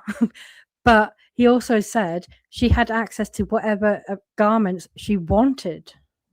Yeah. And she had a robe in her nudity rider. Yeah. I mean, as we said though, before we sort of before you hit live, she did not the hospital gown. She said it was just covering her breasts. No, it come all the way down to her hip. You could barely see the hip bone. Mhm. So it come all the way down and covered her. Yes, okay, the prosthetic belly was on display, but that was not her real belly. Like she just and the intimacy coordinator clearly said in her deposition that nudity is considered anything that's underneath a bikini. So if the midriff is showing, even if it's her real midriff, that would not be nude. If she is covered up by underwear, that is not nudity because Mhm. what would be under a bikini is not on show. Yeah, Yeah. the intimacy coordinator said she didn't need to be there, and she didn't need a rider. And Blake Lively herself did not sign her nudity rider. Anyway, she did not sign it for several months, despite being asked for it. Yeah, that was her most stupidest move as far as this lawsuit is concerned. Yeah, but if you compare where we are now, right? We'll say if you look at her second amended or even her opposition to motion for summary judgment, and you look at the evidence we got and what is being said, the statements that were said, right? And you go back to her CRD. According to her CRD, she didn't have an intimacy coordinator. She wasn't given a nudity rider. It wasn't that she was given it, but she didn't sign it. She was saying, I didn't get it. We didn't have this in place. We didn't have a close set. We didn't have this. And it's like where we are today in terms of what we know, like immediately the intimacy coordinator claim got debunked straight away. Mhm. And then we've debunked each and every claim all the way through. So where we are today is it's all a big lie. And we still have no evidence of sexual harassment. Yeah, none. Just personalities, just a personality disagreement is what it basically boils down to. Unseen Stranger says the intimacy coordinator is from my side of the. Is she British? Yeah, she is. She's like the, Oh, Melissa Nathan's also British. My home girls. oh, did you know that Wayfair hired the not hired the first, but hired the intimacy coordinator? She is the first intimacy coordinator because they didn't used to have them. It's only like a Yeah, 10-15 year new thing. And she was the first to pioneer it. So I'm saying they gave her like the top of the top. Like yeah. Alex Sachs is phenomenal at budgeting indie movies. That's what she's known for, is for her budgeting indie movies, and she's quite successful at it, right? Mm, And they had the top, intimacy coordinator. It's not like they weren't trying to give the top tier resources to this movie or to Blake, you know what I mean? Um, and then Blake found someone else who wasn't as high of a stature as uh the intimacy coordinator that Wayfair hired. But yeah, it's not she's just so ungrateful. All I'm gonna say is Blake Lively, at the time that she was hired onto this movie, I don't think she was considered an A-list movie star. I think her stardom or her fame has fallen from A-list movies to, and nothing against indie movies, but they're not as popular or blockbusting. But like her star kind of fell to indie movies, you know, Yeah. lower budget, not well known directors, not big studios backing them. I think that's where her star fell. And I think maybe Ryan Reynolds and Blake Lively realized that Yeah. because Alex Sachs, indie, Jenny Slate, indie, um, Minaj, Hassan Minaj. I don't know if he's indie because I haven't seen him in anything. I just know, Oh, okay. I think I just know him from like comic stand up or comedy. I haven't seen him in any movies, but they're getting all these like indie stars and indie, associations. Okay. So I did not know that. I think maybe they were trying to, when they say make the movie better, like make it more of a blockbuster. Yeah, just make it more Hollywood. Yeah. Well, that's Mm-hmm. kind of what Taylor Swift says, isn't it? Welcome to Hollywood, Justin. So I don't think that's what they were going for. But, Yeah. I'm not, I mean, maybe they were, because why else would you hire someone? I don't think Blake Lively's a good actress by any stretch, but she does carry some star power. I hate being the person to say, that a woman has only achieved something because of who she's married to. But I do think that there is some truth to it in this case. I had never heard of her. In my motion to quash, I made that very clear. I had never heard of Blake Lively. So, I mean, I had no reason to participate in any smear campaign because I didn't know who the hell she was. I had heard of Ryan Reynolds. I had Yeah. heard of Justin Baldoni. Is Lizzie Talbot? Oh, yeah, she's from Wales, isn't she? I'm from Wales. Well, yes, I'm from Wales as well. My mother is South Wales. I think yes, because didn't she got chatting, didn't she, about Wrexham? Wrexham's up in North Wales. Oh, yeah, But that's so how cute. star before this movie, none of them award nominated roles as far I know. Did they gross? I don't know if any of her movies have grossed like blockbusters. Maybe like The Age of Adeline, but wasn't Harrison Ford in that? So I Yeah, think maybe exactly. he carried the movie more than she did. Yeah, Unseen Stranger. I am half Welsh. Yes, half Welsh, half Danish. Mixed bag. Wayfair is purpose driven. Sony and Blake inserted themselves because of Hoover's clout. They saw money. Justin just wanted to spread awareness to DV. I I totally agree. I did speculate. I did a whole episode on the history of Colin Hoover, or the controversy of It Ends With Us, which went back and looked at the whole Colleen Hoover and when she tried to market coloring books and nail polish and all that. And I think that how Blake marketed it is exactly how Colleen Hoover wanted to market it, but she got backlash. And for her stature, it was a big backlash, but it would have been far less compared to Blake Lively. So when Blake Lively come in with all the florals and everything, I think Blake Lively just carried on anyway, right? Despite the backlash. But what you saw in real time was basically a repeat of what happened to Colleen Hoover, but on a much grander scale because this was a global film. It was, it topped the box office.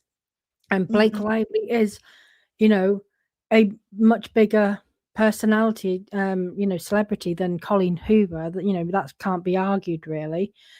I think all that happened was we had a repeat to scale happened to Blake Lively as what happened originally to Colleen Hoover when she tried a similar tactic with the coloring books and the nail polish. Mhm.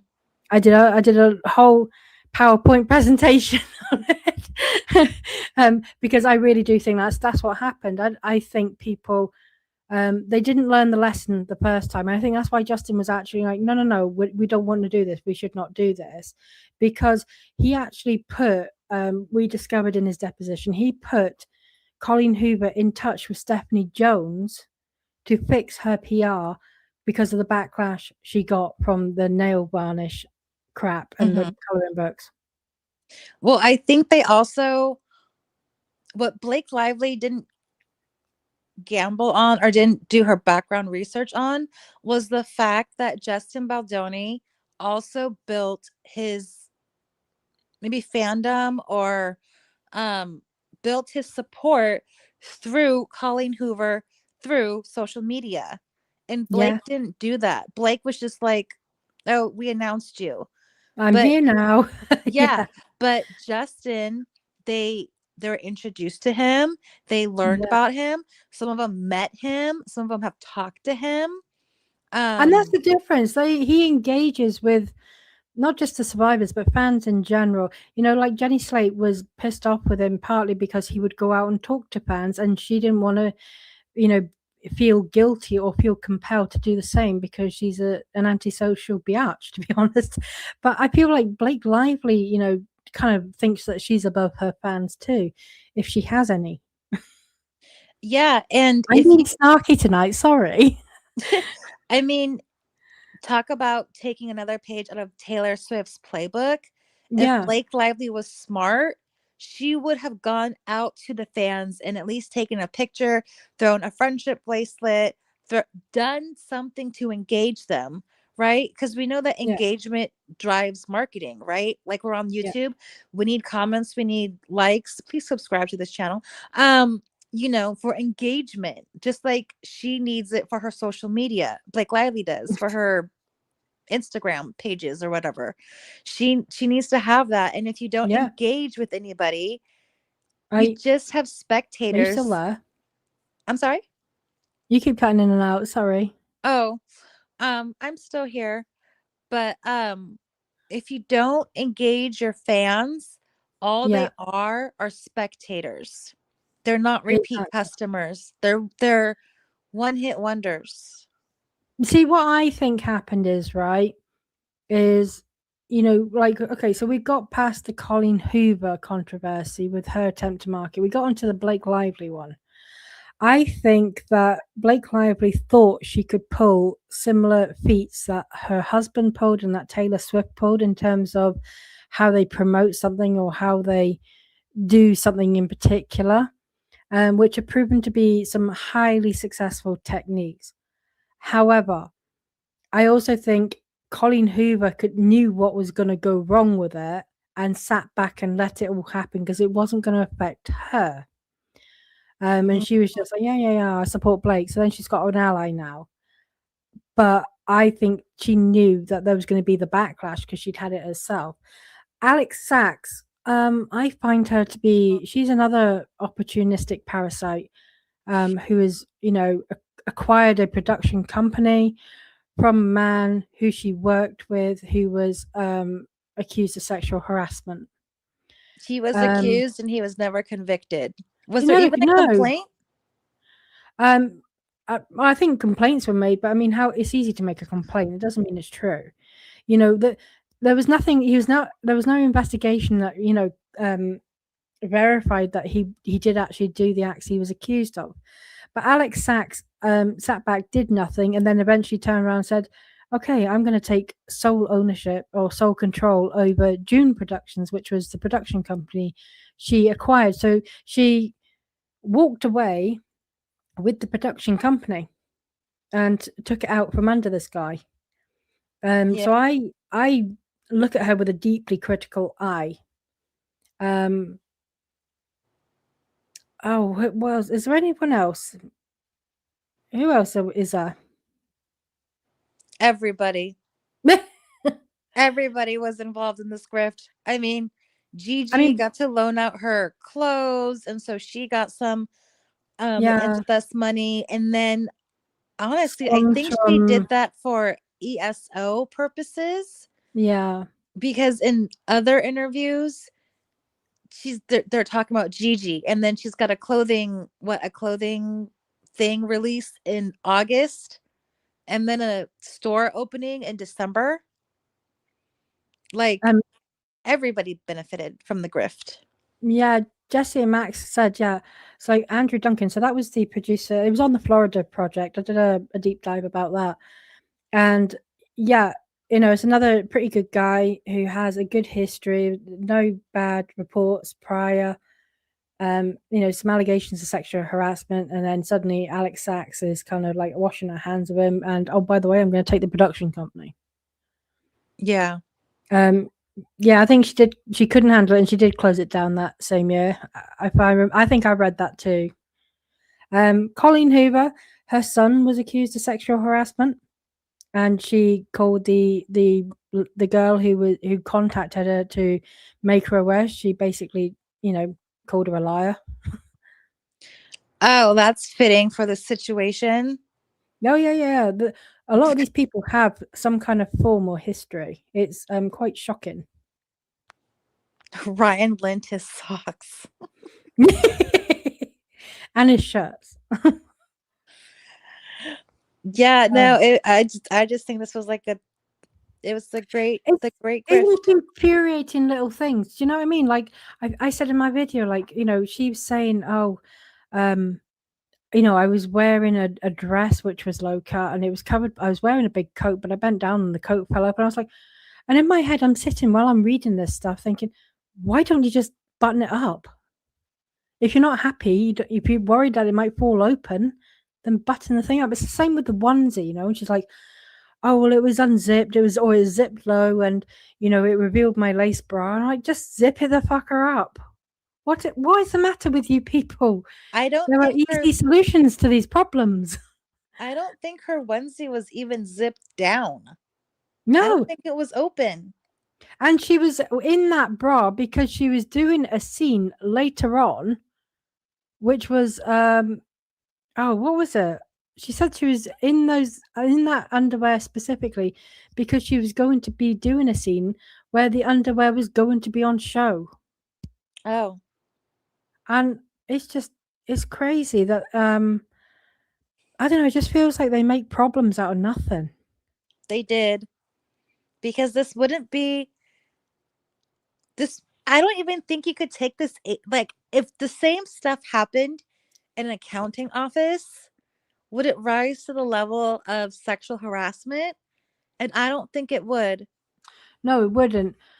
It really wouldn't. They were because I had someone come to me, it was like on X yesterday, and they're like, or it might have been in my comments actually earlier in one of my videos, and they're like, yeah, but my friend, she worked in an office and her boss said this and that and the other, and it made her feel really bad. And I was like, yeah, I get that, I do understand that, but this was not the same situation because this was not like an office setting is different to a movie set, right? But still, okay, I can accept the foundation argument that doesn't automatically make everything okay on a movie set where it wouldn't be in an office. I understand that. But to sit and say, oh, Justin Baldoni, he was so vile because, he was talking about his porn addiction. I'm like, serious? Okay. But that works both ways. If I agree, even if I agree that that's inappropriate, which I don't totally disagree with, to be honest, is it appropriate for then Blake Lively to be sending text messages about, yummy without tea? Oh, Leann, are you still there? Did I lose you? Hey, I want to get your producer's face tattooed on my perineum. No? Then how is Justin Baldoni the problem here? Because at the very least, they're as bad as each other. Mm-hmm. They're being as inappropriate as each other. Whose husband, like my husband, if I called my husband's boss and I said, oh, by the way, can I get your face tattooed on my perineum? My husband would like be probably yanked into a disciplinary. It's so ridiculous. But Ryan Reynolds did that. Like, in what world is that okay for him to do it? But if Justin Baldoni, talks about a previous porn addiction or something, or says, oh, by the way, your dress looks sexy, then people lose their minds, and we're in this multi-million-pound lawsuit, multi-million-dollar lawsuit. Yeah, well, even when he mentioned the addiction, it's not like he went into graphic detail. It's not like he was like, oh yeah, I overcome this corn addiction and I spent $1 million at the adult store buying weird toys, and I used it like this, and that, and this, and that, and learned this, and this. Oh, look at this position I learned from this, and that. He didn't do any of that. He wasn't No, graphic. He didn't describe it. He, he just said he yeah. had the addiction. That was it. Yeah. Mm-hmm. That's like admitting it's like a mental health, issue, or trauma response, and he's just admitting. And it's nothing that, like he said, he hasn't talked about it publicly. It's nothing he hasn't put in a book. So, why she got squeamish about it, I don't know. But I also refuse to believe that she is that much of a wallflower that she can't cope with those kind of conversations, because her text messages, her husband's text messages, suggest that they very much talk like that. When she, I will admit, yeah, this is maybe my Britishness now slipping out here. But when I was reading the messages, to Matt and Lucy Damon, and they were talking about pickleball, and honest to God, I was like, what the hell is that? What the F are they talking about here? What is pickleball? And I thought it was some kind of weird, like, I was like, is that a sport? Is it a cocktail? It turns out it's both of them. Is it some kind of weird sex act? Like, what are we talking about here? I had no idea what they were talking about. No, it's a pickle from like a jar, and you play tennis with it. Why? Just kidding. You had me. Because Ryan Reynolds did actually, Matthew McConaughey does have a brand of tequila, which Maximum Effort does the marketing for. And they actually make a cocktail using the tequila, and it's called pickleball. So, Oh. but I've also had people say, "Oh yeah, it's like some cross between tennis and badminton over in the United States." I'm like, okay. Yeah, the ball is bigger, and it has holes in it, and then the paddles, it's like Yeah. ping pong paddles, and they're a little bit bigger, and it looks easier than tennis. I haven't played. It looks way easier than tennis. And it's like the new rage here. Oh, okay. That just sounds weird. But I was like, I'm sure they're not talking about coming over and participating in sports. I just don't get that vibe that they are particularly sporty people. I can't see them playing pickleball. I can't see No, Blake playing any sports. no, it must be the drink. In which case they must be advertising someone else's drinks brand. So, yeah. I don't know, like that whole Matt Damon and Lucy thing, I was not expecting that. I also wasn't No. expecting not Matt Damon, but Ben Affleck. And I wasn't expecting Ben Affleck because of the rumored affair or Oh cheating yeah. incident. And I would have thought that if Ryan Reynolds knew that she has Ben's number, it would have been a blown up or something. Like Yeah. if he was a jerky jerk, why would she risk that? You know what I mean? Well, no, exactly. I don't know. I get confused by the terminology, and I thought, well, maybe it's because I'm not American, but then I realized, no, I don't think I'm the problem here. They just use bizarre terms. I got to admit, right, when they said pickleball, I did wonder if that was code for, keys in a glass bowl, Oh, like swinging. that could be. Maybe they talked on the Yeah, phone, maybe it's a code they know. Yeah. I don't know. But no, Ben Affleck did not respond to her. which is good because that would have been the show. I mean, I don't know. Like, is Ryan Reynolds comfortable because that's her ex? So Right?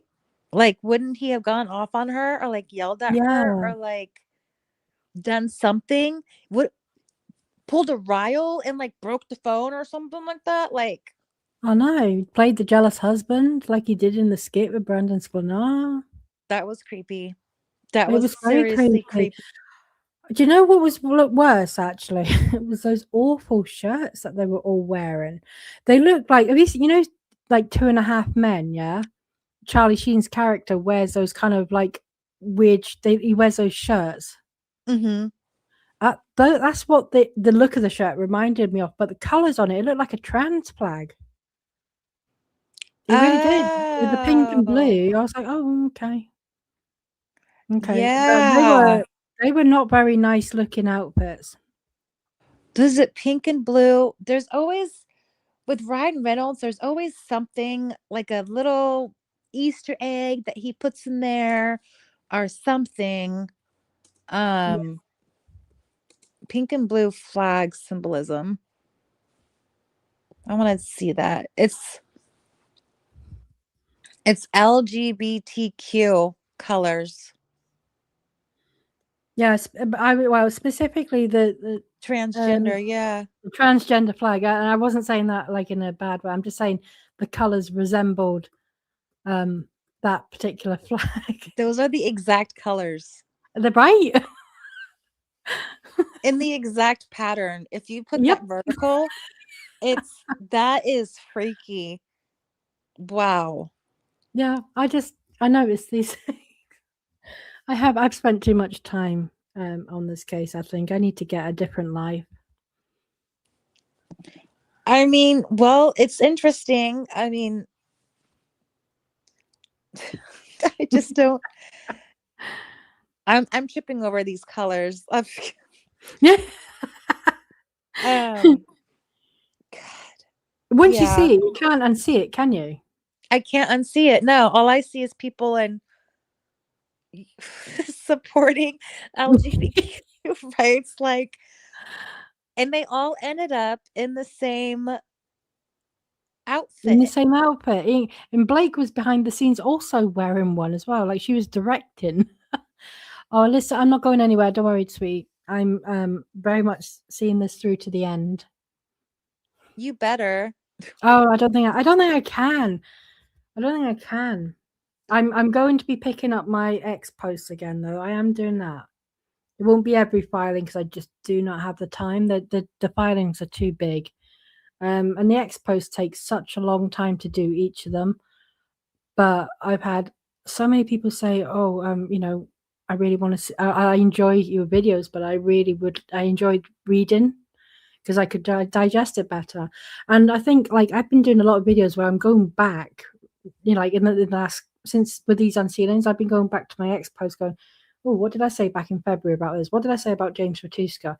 Because I kind of I keep a little it's almost like a timeline of certain things that happened, Mm-hmm. like I did a video today with a long thread actually about all the declarations of James Matuska and the stuff he said to Without Crystal, noting all the discrepancies and various things. And I was like, do you know, this is so helpful actually to sit and go through all of this because I've got my own material that I prepared earlier. So and I got a big following on X as well. So I think I will be doing more on X. It just I fell out of love with X for a while. Aside from drama, like Cassidy made such a good point that, in the last few months we have watched videos just pop up and open spontaneously of people, kind of I don't know I don't want to get you well, you're not, like people being killed basically. And it's just become a bit of a I'll always love X and the people on it, but it has become a bit of a place like where you end up going there, you open up the screen and then there's a video that pops up that you really don't want to see. Yeah. No.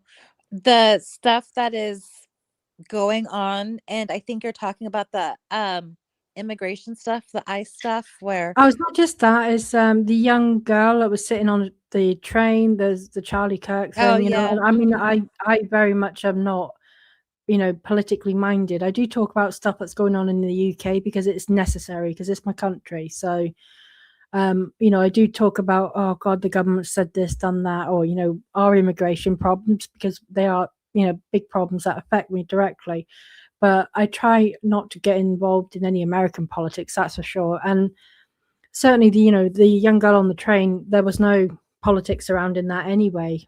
Yeah, But yeah, that it's just was like just like don't want to blasted be on seeing this social. stuff. It's awful that it happens, but yeah. So I found myself kind of not going to X quite as much. I think it's like, yeah, I just need to step away from this because it's traumatic. To see stuff like that, you can't unsee it. Yeah. No, I agree. It's horrific. Mm, I think social media amplifies things, and so yeah, if one person posts something, you'll see the same post essentially 10, 20, 30, 40 times in different formats. Um yeah, and I think that's why this case has gone the way it's gone on social media, yeah, um is because the algorithm is like pushing it. You know what I mean? My yeah. It is. like my morality video, it shot up, but that's only because people were pushing it, and I think it got Yeah, posted on Reddit maybe, and that's social media and it got amplified, you know? And I think that's the digital age that we're in, and it's very surprising to me that Blake and Ryan didn't realize this, or maybe didn't. I don't know why they didn't see this coming, no, or if they did, maybe they were planning the lawsuit because of the I don't know. Like, part of me thinks the lawsuit was revenge. Another part of me thinks it was um reputation. Another part of me thinks it was to protect her from being sued. And then yeah, another part of me thinks it was to protect her businesses and to protect her from getting sued or thrown in jail because of the phone thing. But the absolutely, jail yeah. thing might be wrong. Um I mean, listen, thank you, girl. Yeah, no, I am still going to be planning to do my true crime stuff, and my historical crime, my unusual laws around the world. I will be still doing that. It's just this this case and all the related cases because there are about I think overall I've worked on 13 various related dockets as well. It just keeps you really, really, really busy. Um, but Alyssa does say the case become bigger after the content creators were subpoenaed. That made it so much more personal. And I will say, as someone who was one of those content creators who was subpoenaed, it feels very personal. So when you listen to me talking, I get really snarky, and I probably sound like I'm being really mean to Blake Lively. But as I say, like she came after me, came after my privacy and my personal information, my bank information, my location, my emails, etc. The list goes on for no reason other than I had talked about this case and the public filings, which is my right to do. And it did feel very personal.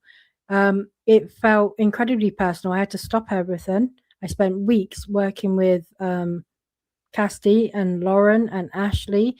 There was Ken's, there was a few others as well, but working on putting together motions to quash, which was a complete pain in the backside.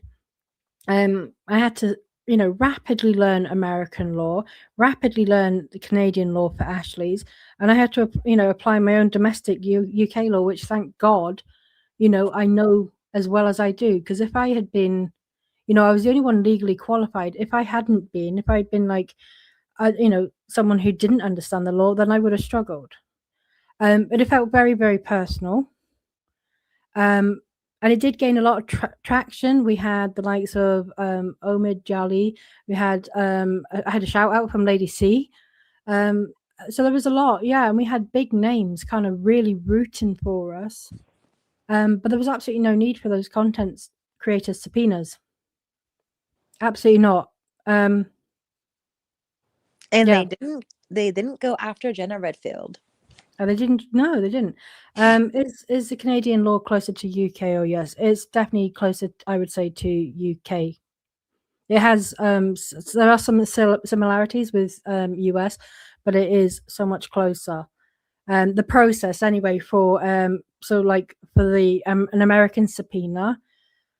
An American subpoena cannot just go outside of the American border. Otherwise, I think what I said was, a subpoena that is outside of its jurisdiction is nothing more than a wish list.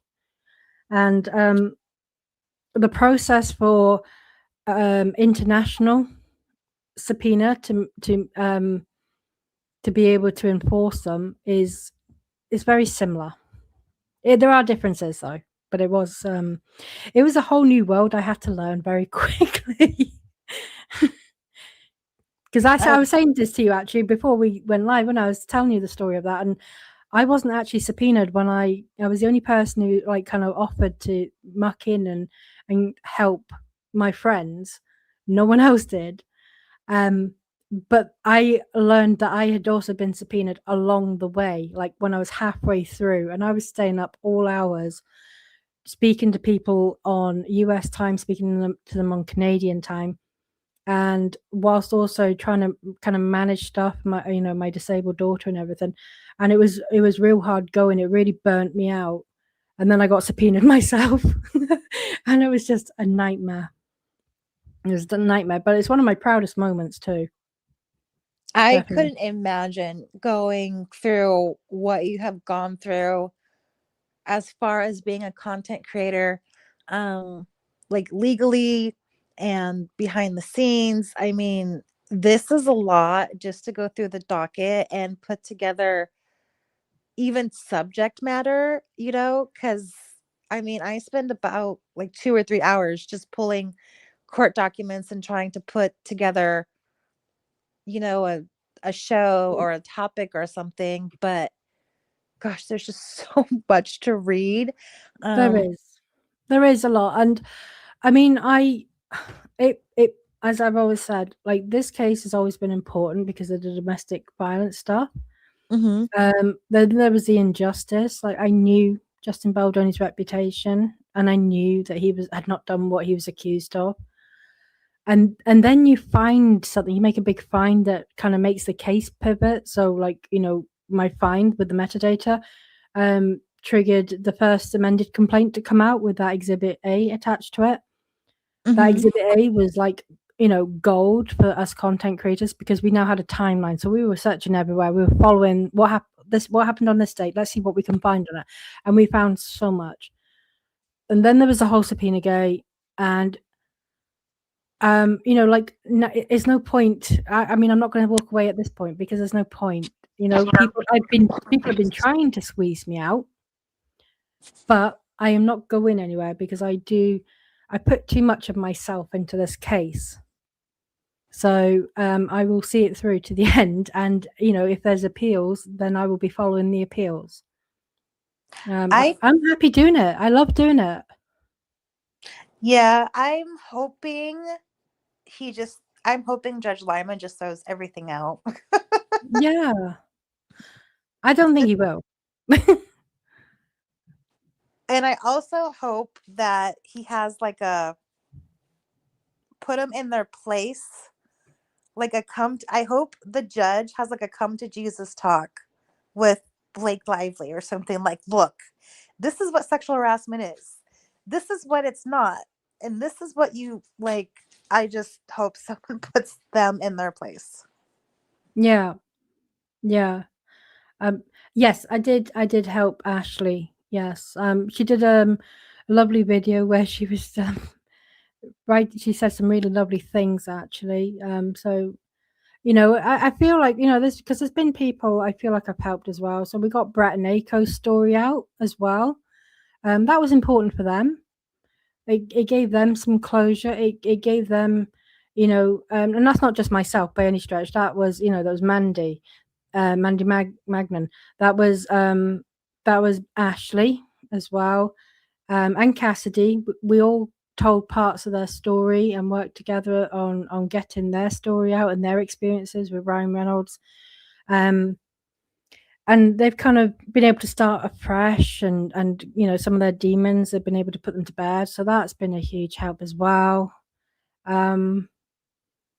So yeah, some people have learned some stuff about the law, and there have been moments where I've been able to compare and contrast US with UK law. So like the UK does not have depositions. We don't do depositions. So, and I've been able to explain that kind of process a little bit. But it's been interesting. I've got directions I still want to go. At the moment, I think it's easier for me to just read filings and then kind of react, usually snarkily, but explain what things mean as well. So like yesterday when I was doing those contracts, I just really felt back in my element. Oh, great, a legal contract. And when I'm trying to follow the depositions, I'm more likely to stutter actually because I get nervous, and because they are back and forth. Like, when I say I'm literally following word for word what is on the paper. Whereas in the contracts, it's just so clear and it's such easy language for me to, I'm used to that language. I can just, read it straight in one go without tripping over my words, and I feel more natural environment. I don't know. That's true. I agree with that. Um, Yeah. yeah, the docket is just overwhelming. Um, it says, I think it's funny. I think I heard Omar say the other day that he hates contracts and contract law. Yeah, he's family law though, isn't he? You see, I Yeah, I think started in so. family law, but I moved into like more sort of corporate law, Yeah. business mergers, acquisitions, employment laws, banking laws, those kind of things. So contracts, I mean, I don't I don't love writing them. I don't, no one enjoys reading them because they can be hundreds of pages long. But I just felt like I don't know, it just felt more comfortable, I think. The only thing that I know about contract law is that your surgery consents need to be signed before you go to surgery. Yes. For And good that's the reason. only thing I know. Yeah, no, that's for a really good reason though. Protects the surgeon and the hospital. Oh yeah. I had a case, or we had a case where a guy, no, it was a girl, went in for a colonoscopy for some unknown reason, and it was just to be surveillance, right? Yeah. And we found a little like it's like one of those little pill bottle preservative things, like a little Oh Ziploc yeah. pack, right? For whatever. We found that in her colon as we were doing this colonoscopy, right? And we were like, "Hey doc, why aren't you going to take that thing out of her?" And he's like, I'm not contracted to do that. That's not the purpose of this. It's not written in the consent form. I can't even do it. Even as like a courtesy, like that's not supposed Really? to. You See, over cannot. here, you kind of consent really to the procedure and the risks and everything. And, like you may need anesthetic, you may need pain meds, blah, blah, blah. But also, if we find something, like in the case of colonoscopy, if we find a foreign object or if we find a polyp, we will remove it. If we need, we might do biopsies. You're kind of consenting to everything. You talk all of that through beforehand, so then you don't have to go and go through another procedure just because of, like, I guess, red tape. Like because technically you didn't consent to it, but I see what you mean. Like, because technically consent has not been sought, but I don't know. I would have thought that they would be like foresight to have, like, well, if we do find something in the very rare and unlikely situation we find something that shouldn't be there, are you okay with us removing it whilst we've already got you on the table? Yeah, no, it's not like that. If they have a biopsy, Yeah. they have to specifically put that in. If they don't have one, we can't put it in. So we can't do like a Wow. blanket statement. So we do the colonoscopy. If there's like a polyp or something, then they Yeah. have to go back and do it and do another one to get a polyp removal or whatever. And then in that removal, you in the consent form, when you say like polyp removal or whatever polyp, then you have to put in your risks, like you're at risk of, uncontrolled bleeding, blah blah blah blah blah, and you have to write Yeah. everything in. But in the surgery center that I was working in, it's not the doctor that was getting consent from you, it was actually the nursing staff. And Yeah. so yeah, you had to like write what was being done, and we couldn't take it out because it wasn't in the consent, and we just had to like tell her about it, like, you might pass Yeah. this silica packet, be prepared. But yeah, it was just, Is it yeah. not dangerous though to leave that there, like, or would it? Do you think it? Or could it possibly? I don't know why I'm now interested in this, but could the silicone packet, come out of its own volition? Theoretically, is Yeah, it stayed. Well, it was in plastic, so it was like the plastic ones instead of like the paper one. And he basically said it's fine, like she's just gonna pass it. He wasn't worried about it.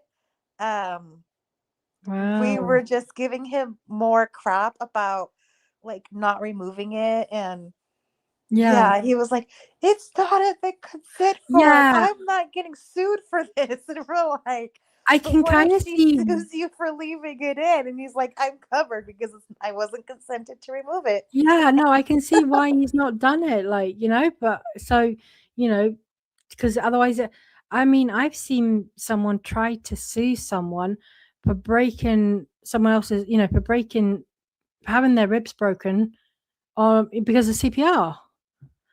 And it's Yeah, like, I'd be pissed people off. can and do sue over some crazy stuff. Well, here we have a Good Samaritan law, so we're kind of covered if we like basically break your ribs, because I've done CPR and I've Hmm. fallen into people. Every time you do CPR, you're most likely to break their ribs. You Well, if have you're not to. breaking their ribs, it's not effective. Right. If you don't fall in, you're not doing well. Yeah, you're not Um doing it well. so all of them, they're they're I've broken them. Not that I wanted to, but No, you don't want to, but you also want them to get up and start breathing and their heart to start beating again. yeah, I So, do. And so no one would try to save you if they were going to be afraid of getting sued. And another thing I learned, when you're on the operating table, your DNR does not count. Like your do not resuscitate form does yeah, not count on the table. So if there's a medical emergency, they can't just let you die. They have to bring you back. yeah, And I had I had a patient, and the son was like, "Yeah, he died on the table, but they brought him back." And then the patient was like, "Why did you bring me back? I died on the table." Like, he was really upset that they brought him back, and no one knew that, your DNR doesn't count. And so mm. the person was just lived with his life just regretting not passing out on the table. It Which puts Blake Lively's whole lawsuit into context, doesn't it? Oh my Jesse goodness. Max says, if Blake ever needs CPR, I hope the paramedics doesn't get herpes. I am wearing a mouth guard. I will do compression only CPR when it comes to Blake Lively, and I'll have 5 witnesses and videotape because, Lord, that would be she would You she would touched my sue for breast. sexual harassment right there. You took my clothes off. We're trying to save your life. You took my clothes off. We were trying to put, sticky pads Yeah, on you to you can see start your it, can't heart. you? That's how I see it. Yeah, you can see it. Like, yeah, but I think with the herpes, like 'cause my husband's a nurse as well, so and he, you can wear mouth guards, and there are things that you can put over the mouth Mhm. where you don't have to have contact. Like we'll call it a modesty patch, shall we, for the mouth? Or you could do compression only CPR. Just do it to the rhythm of Yeah, feeling alive. What is that? staying alive. Yeah, that one. Yeah. and just prepared to be tired in 30 seconds. 3 counts of SH, girly says. Yeah, you could see the problem you would get into if you tried to say Blake Lively's life. So in So, the UK, they don't have laws that protect healthcare providers. what do you mean? No, they do. We obviously like we have to have a test case. So someone had to bring a case that stupid to the court for it to be thrown out. But yeah, I've seen people attempt it. We have some weird reasons for people suing. I've seen some worse ones in America. I think did someone like once sue Subway because the bread wasn't fully a full foot long. It wasn't actually 12 inches. It was like 11.8 inches. Yeah, And and they they tried to won. sue for millions. And Like, they what are the won. damages for that? Really? It was because you can't, it's like you can't lie. I know, but So millions of dollars in damages? Seriously? it was a class action suit. Everybody, like, once that went public, everybody kind of piled on, I think. Um, That's because just yeah, it's a wild. sandwich. I mean, who sues over a sandwich? But Americans, apparently. yeah, I can see that. It's not like a McDonald's case where like the hot coffee disfigures you. It kind of just was like you got You 11 got a point. little bit less bread. Yeah. Yeah, but I mean, obviously, bread is unpredictable. With how it kind of expands in an oven. Yeah, Yeah, like it that's just weird. scared It's to just do something that that. people in something that the UK. I haven't heard of stuff like that in the UK. So it blows my mind some of the stuff that people sue over in the States. But it provides entertainment. Yeah, we should go over some of like the silliest lawsuits because Oh there's yeah. silly lawsuits out there other than this Blake Lively one. But Oh, we have yeah. some ridiculous law. Well, we have ridiculous laws. We've had obviously ridiculous lawsuits too, but they're usually back in kind of like the few hundred years ago, kind of when things were very upper class, and it was more. No, when was it? Like back in the Victorian era. It's I don't know, but saying that though, it's not much better over here now because there's like 12,000 people in 1 year arrested for a tweet. So we've now gone Oh, to the other yeah. extreme of ridiculous over here. Yeah. I mean, yeah, lawsuits can be utilized for a lot of things. And with like the Twitter thing and posts and stuff, it's similar to like Blake Lively. People just want to shut people up. Well, that's what she did with the subpoena content subpoenas, because content creator subpoena, sorry, because people did shut up to some degree. Even if it was just temporarily, it certainly diverted a lot of our attention for a couple of weeks while we were all dealing with that. So Hmm. it did have that effect. It was that was a moment. That really was a moment in time. I don't want to have to go through that again. I'm glad they're kind of past that point now, where they can issue those subpoenas for information. The chances that they would subpoena us as, for the trial we don't think is going to happen. So we're Unless you're not. Jennifer Redfield. I mean, she's got to actually find evidence that we were involved. I mean, she withdrew the subpoena as Yeah. soon as Well, we challenged it, and then walked away. She got nothing. She tried to say, "Oh, well, we had a meet and compare, and we got what we needed." But she didn't get anything from any of the 5 of us that actually did a motion to quash. do you think Jenna Redfield would be possibly seen as part of the court case? I'm not sure because again, I just don't see any value to her video. I don't see that she was actually saying anything. Oh, they were definitely victims. Okay. Yeah. What is your knowledge? And we can see now anyway that from the evidence that they definitely weren't victims. Yeah. That is So, definitely true. do we need Jenna Redfield? I don't know. I just think she has absolutely nothing to contribute here. Yeah. I think I just want to know mostly like who told her, you know, like whose idea was to reach out to that content creator. Yeah. I wouldn't be surprised, but I do not know for definite. But I would not be surprised if Leslie Sloan was somewhere in there, Yeah. I was or kind of thinking Ryan Reynolds. Danny. Um, Danny. Danny. I can't remember the surname. She works for Leslie Sloan for Vision PR. Oh, Danny McGinn. maybe.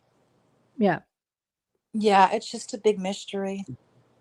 it is. Yeah, it definitely is. I don't think she has anything of value to add to this. Um, at most, she could say, "Well, I was passed this information by," but I think she's about as useful as Claire Ayub, to be honest.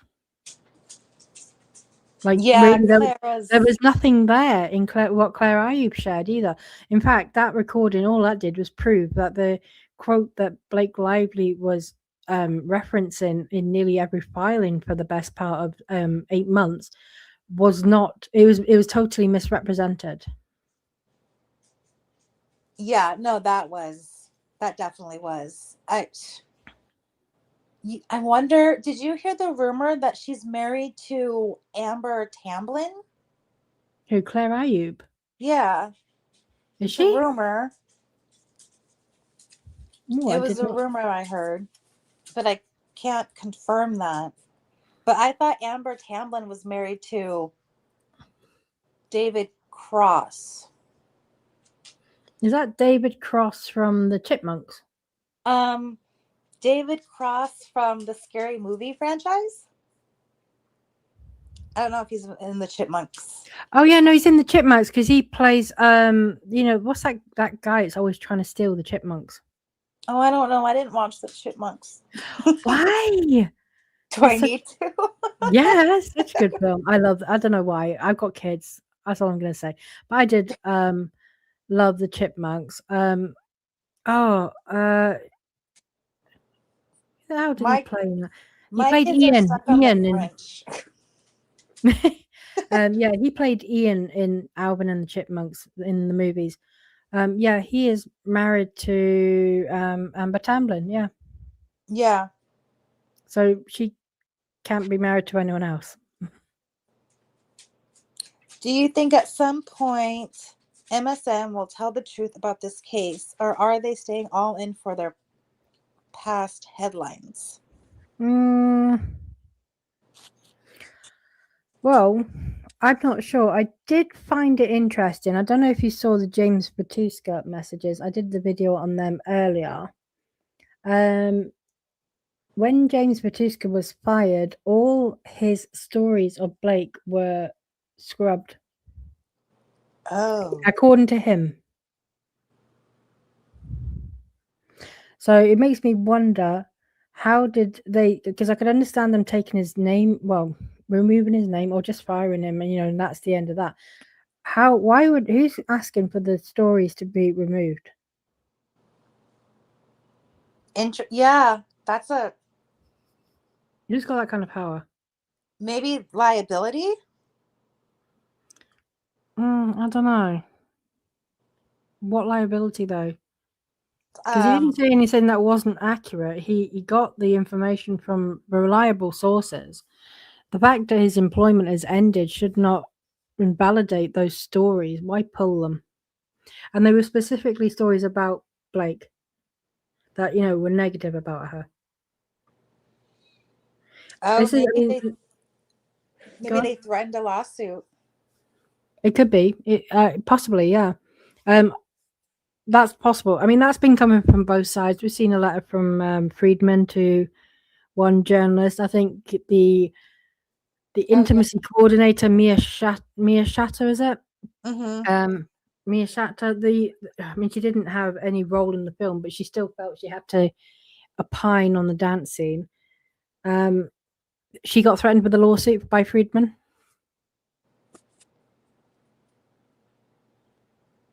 I don't know. Um, Are they partners? Are they business partners, or are they in something called Meteor? Is it that they're kind of like partners in a group or on a project? are you talking about Amber and Liz? Yeah, I'm just reading that that comment from Jesse and Max. Yeah, I don't. Are partners. Is What that do you is do you know romantic what or Jesse and Max, if you're still there, do you know in what company or if a company or is it something to do with Meteor, wasn't it? I guess I've so? seen I've seen someone put something up about that. Um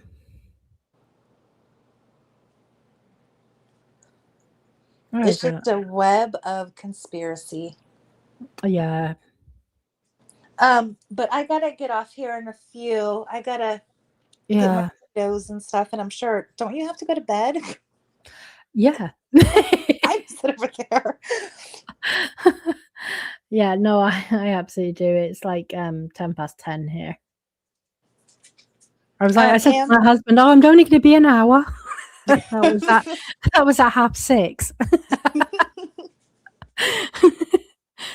But I enjoy it. I love talking to you, and I know we always get kind of caught up. We spend ages talking before we even go live, and then yeah, we kind of get lost in it in the moment there, and then we go live, and we're like, yeah, okay, so we'll just do a quick show, and then it ends up being. But I love it. Thank you for inviting me, though. Really appreciate it. no, thank you for coming on. We should just have like a regular live chat gab session, like a free for all. You know what I mean? Because Yeah, I like conversating with you, and you have a very interesting life. So I just I do. I mean, I gotta say, I got caught totally swept up in that colonoscopy story. I got tons of those for you. Trust me. Oh, I watch too much TikTok where they're like, "Oh, I'm doing my colonoscopy prep. I hate Plenvu," and they just look like crap at the end of it, honestly. And they're like, then they're like, "I'm back from the procedure, and honestly, the prep was the worst." I'm You like, know "Oh god." what? It To be honest, it is. And my best advice is go ask your doctor about a clear liquid diet, like Yeah. before, or ask for like oh God, what is it called? They're not Cinecot, Biscocotl tablets. Tell them you want the Biscocotl tablets and the clear liquid diet so you don't have to do the horrible, I don't know what they prescribe, Go Lightly and other derivatives, and it might be some of Yeah. the process because I mean, I've had to have patients get ready for colonoscopies in like 12 hours. And so I'm like, please drink this whole gallon, 2 gallons of liquid here so that you can go. Gallons. Oh my god. It's a lot. It's like it reminds me of a kitty litter bottle. Have you seen a kitty Oh, litter bottle? They're big. yeah. It's yeah, it's a lot of liquid that you have to like, it's just ridiculous. And I feel so sorry for these people. Oh, it Um sounds like a nightmare. They look, honestly, God, they look terrible. yeah. They then given their advice, put it in the fridge, use a straw. And I'm like, oh, Yeah, okay. I don't know ice. why I watch. Honestly, I do not know why I watch this kind of stuff. I don't. I've never had anything like that done in my life. But I just it's like it pops up, and then I watch, and I get drawn in, like like like I did when he started talking about weird and wonderful stories, and I'm like, oh, okay. Oh, wow, is it really that bad? But apparently Yeah. it's that bad. Yeah, it is. It's even worse if you get your patient back and they've done partial Mm, colonoscopy because they're not, we call it cleaned out, yeah, because the camera can't go up there and take a good look at things because we need to look at what's inside. So like we take a look at the inside structure, see if there's any polyps in there, see if there's any holes or any weird discolor, like we take a look at everything. So you have to see the whole colon, right? yeah. But you can't do that if there's matter in there. And so, I'm sure when you we get can't a see bleeding or anything anywhere either, you know, which is quite important because Yeah. you know, I think I had someone say, "Oh, I'm not allowed to have certain foods of a certain color," you know, because Mhm. it would hide the blood or it might be mistaken for blood. Yeah. Yeah. So like you So can't have red food or something like that. And someone was having green jellies because she couldn't have red ones, and she was upset about it. I'm like, yeah, I watch these things. I'm like, oh come on, it's only one day. Surely you can go without your red jelly. oh, it's for some people it's a process. I don't think I would want it done. I think I would just stop eating for 3 days and like I'd go on a fast or something because yeah, yeah, but we could talk about all we should talk about all Well, of we that will stuff. It's not definitely like talk a about it. I weird think it's topic. so interesting. I do. Um, but yeah, thanks for coming on for the 2.5 hours. Thanks everybody for joining. Yeah, And thank you everyone. I will catch up to you either on X. Yeah, on X. All Yeah, right. well, I'll tell you what, I'll drop you an email with my phone number anyway. So, Okay. like I said to you, so we'll do that. Yeah. Thanks, Jesse and All right. Max. If you didn't Oh, know, Jesse and Max is Asshole Media on X, and she's got the good content. She's got the good juicy bits, the deep dives. oh my God. Yeah, I quote asshole media so much. Yeah, and this So is look Jesse what and they found. Max. Yeah, thank you so much for the wonderful service that you do. I absolutely love the stuff that she finds lovely, Yeah, really thank you, helpful. Jesse and Max. So everybody check out her. Oh, did I out you? I'm so sorry if I outed you. Yeah, check out her content. It's amazing. And she gives me all the good insights. So Yeah, yeah. amazing. All right, I'm gonna get All off right here then. and get the house ready for kiddos. Well, have a good evening, everyone, and thank you for joining us. Really had a lot of fun as always. Yeah. Thank you guys. Bye. Bye.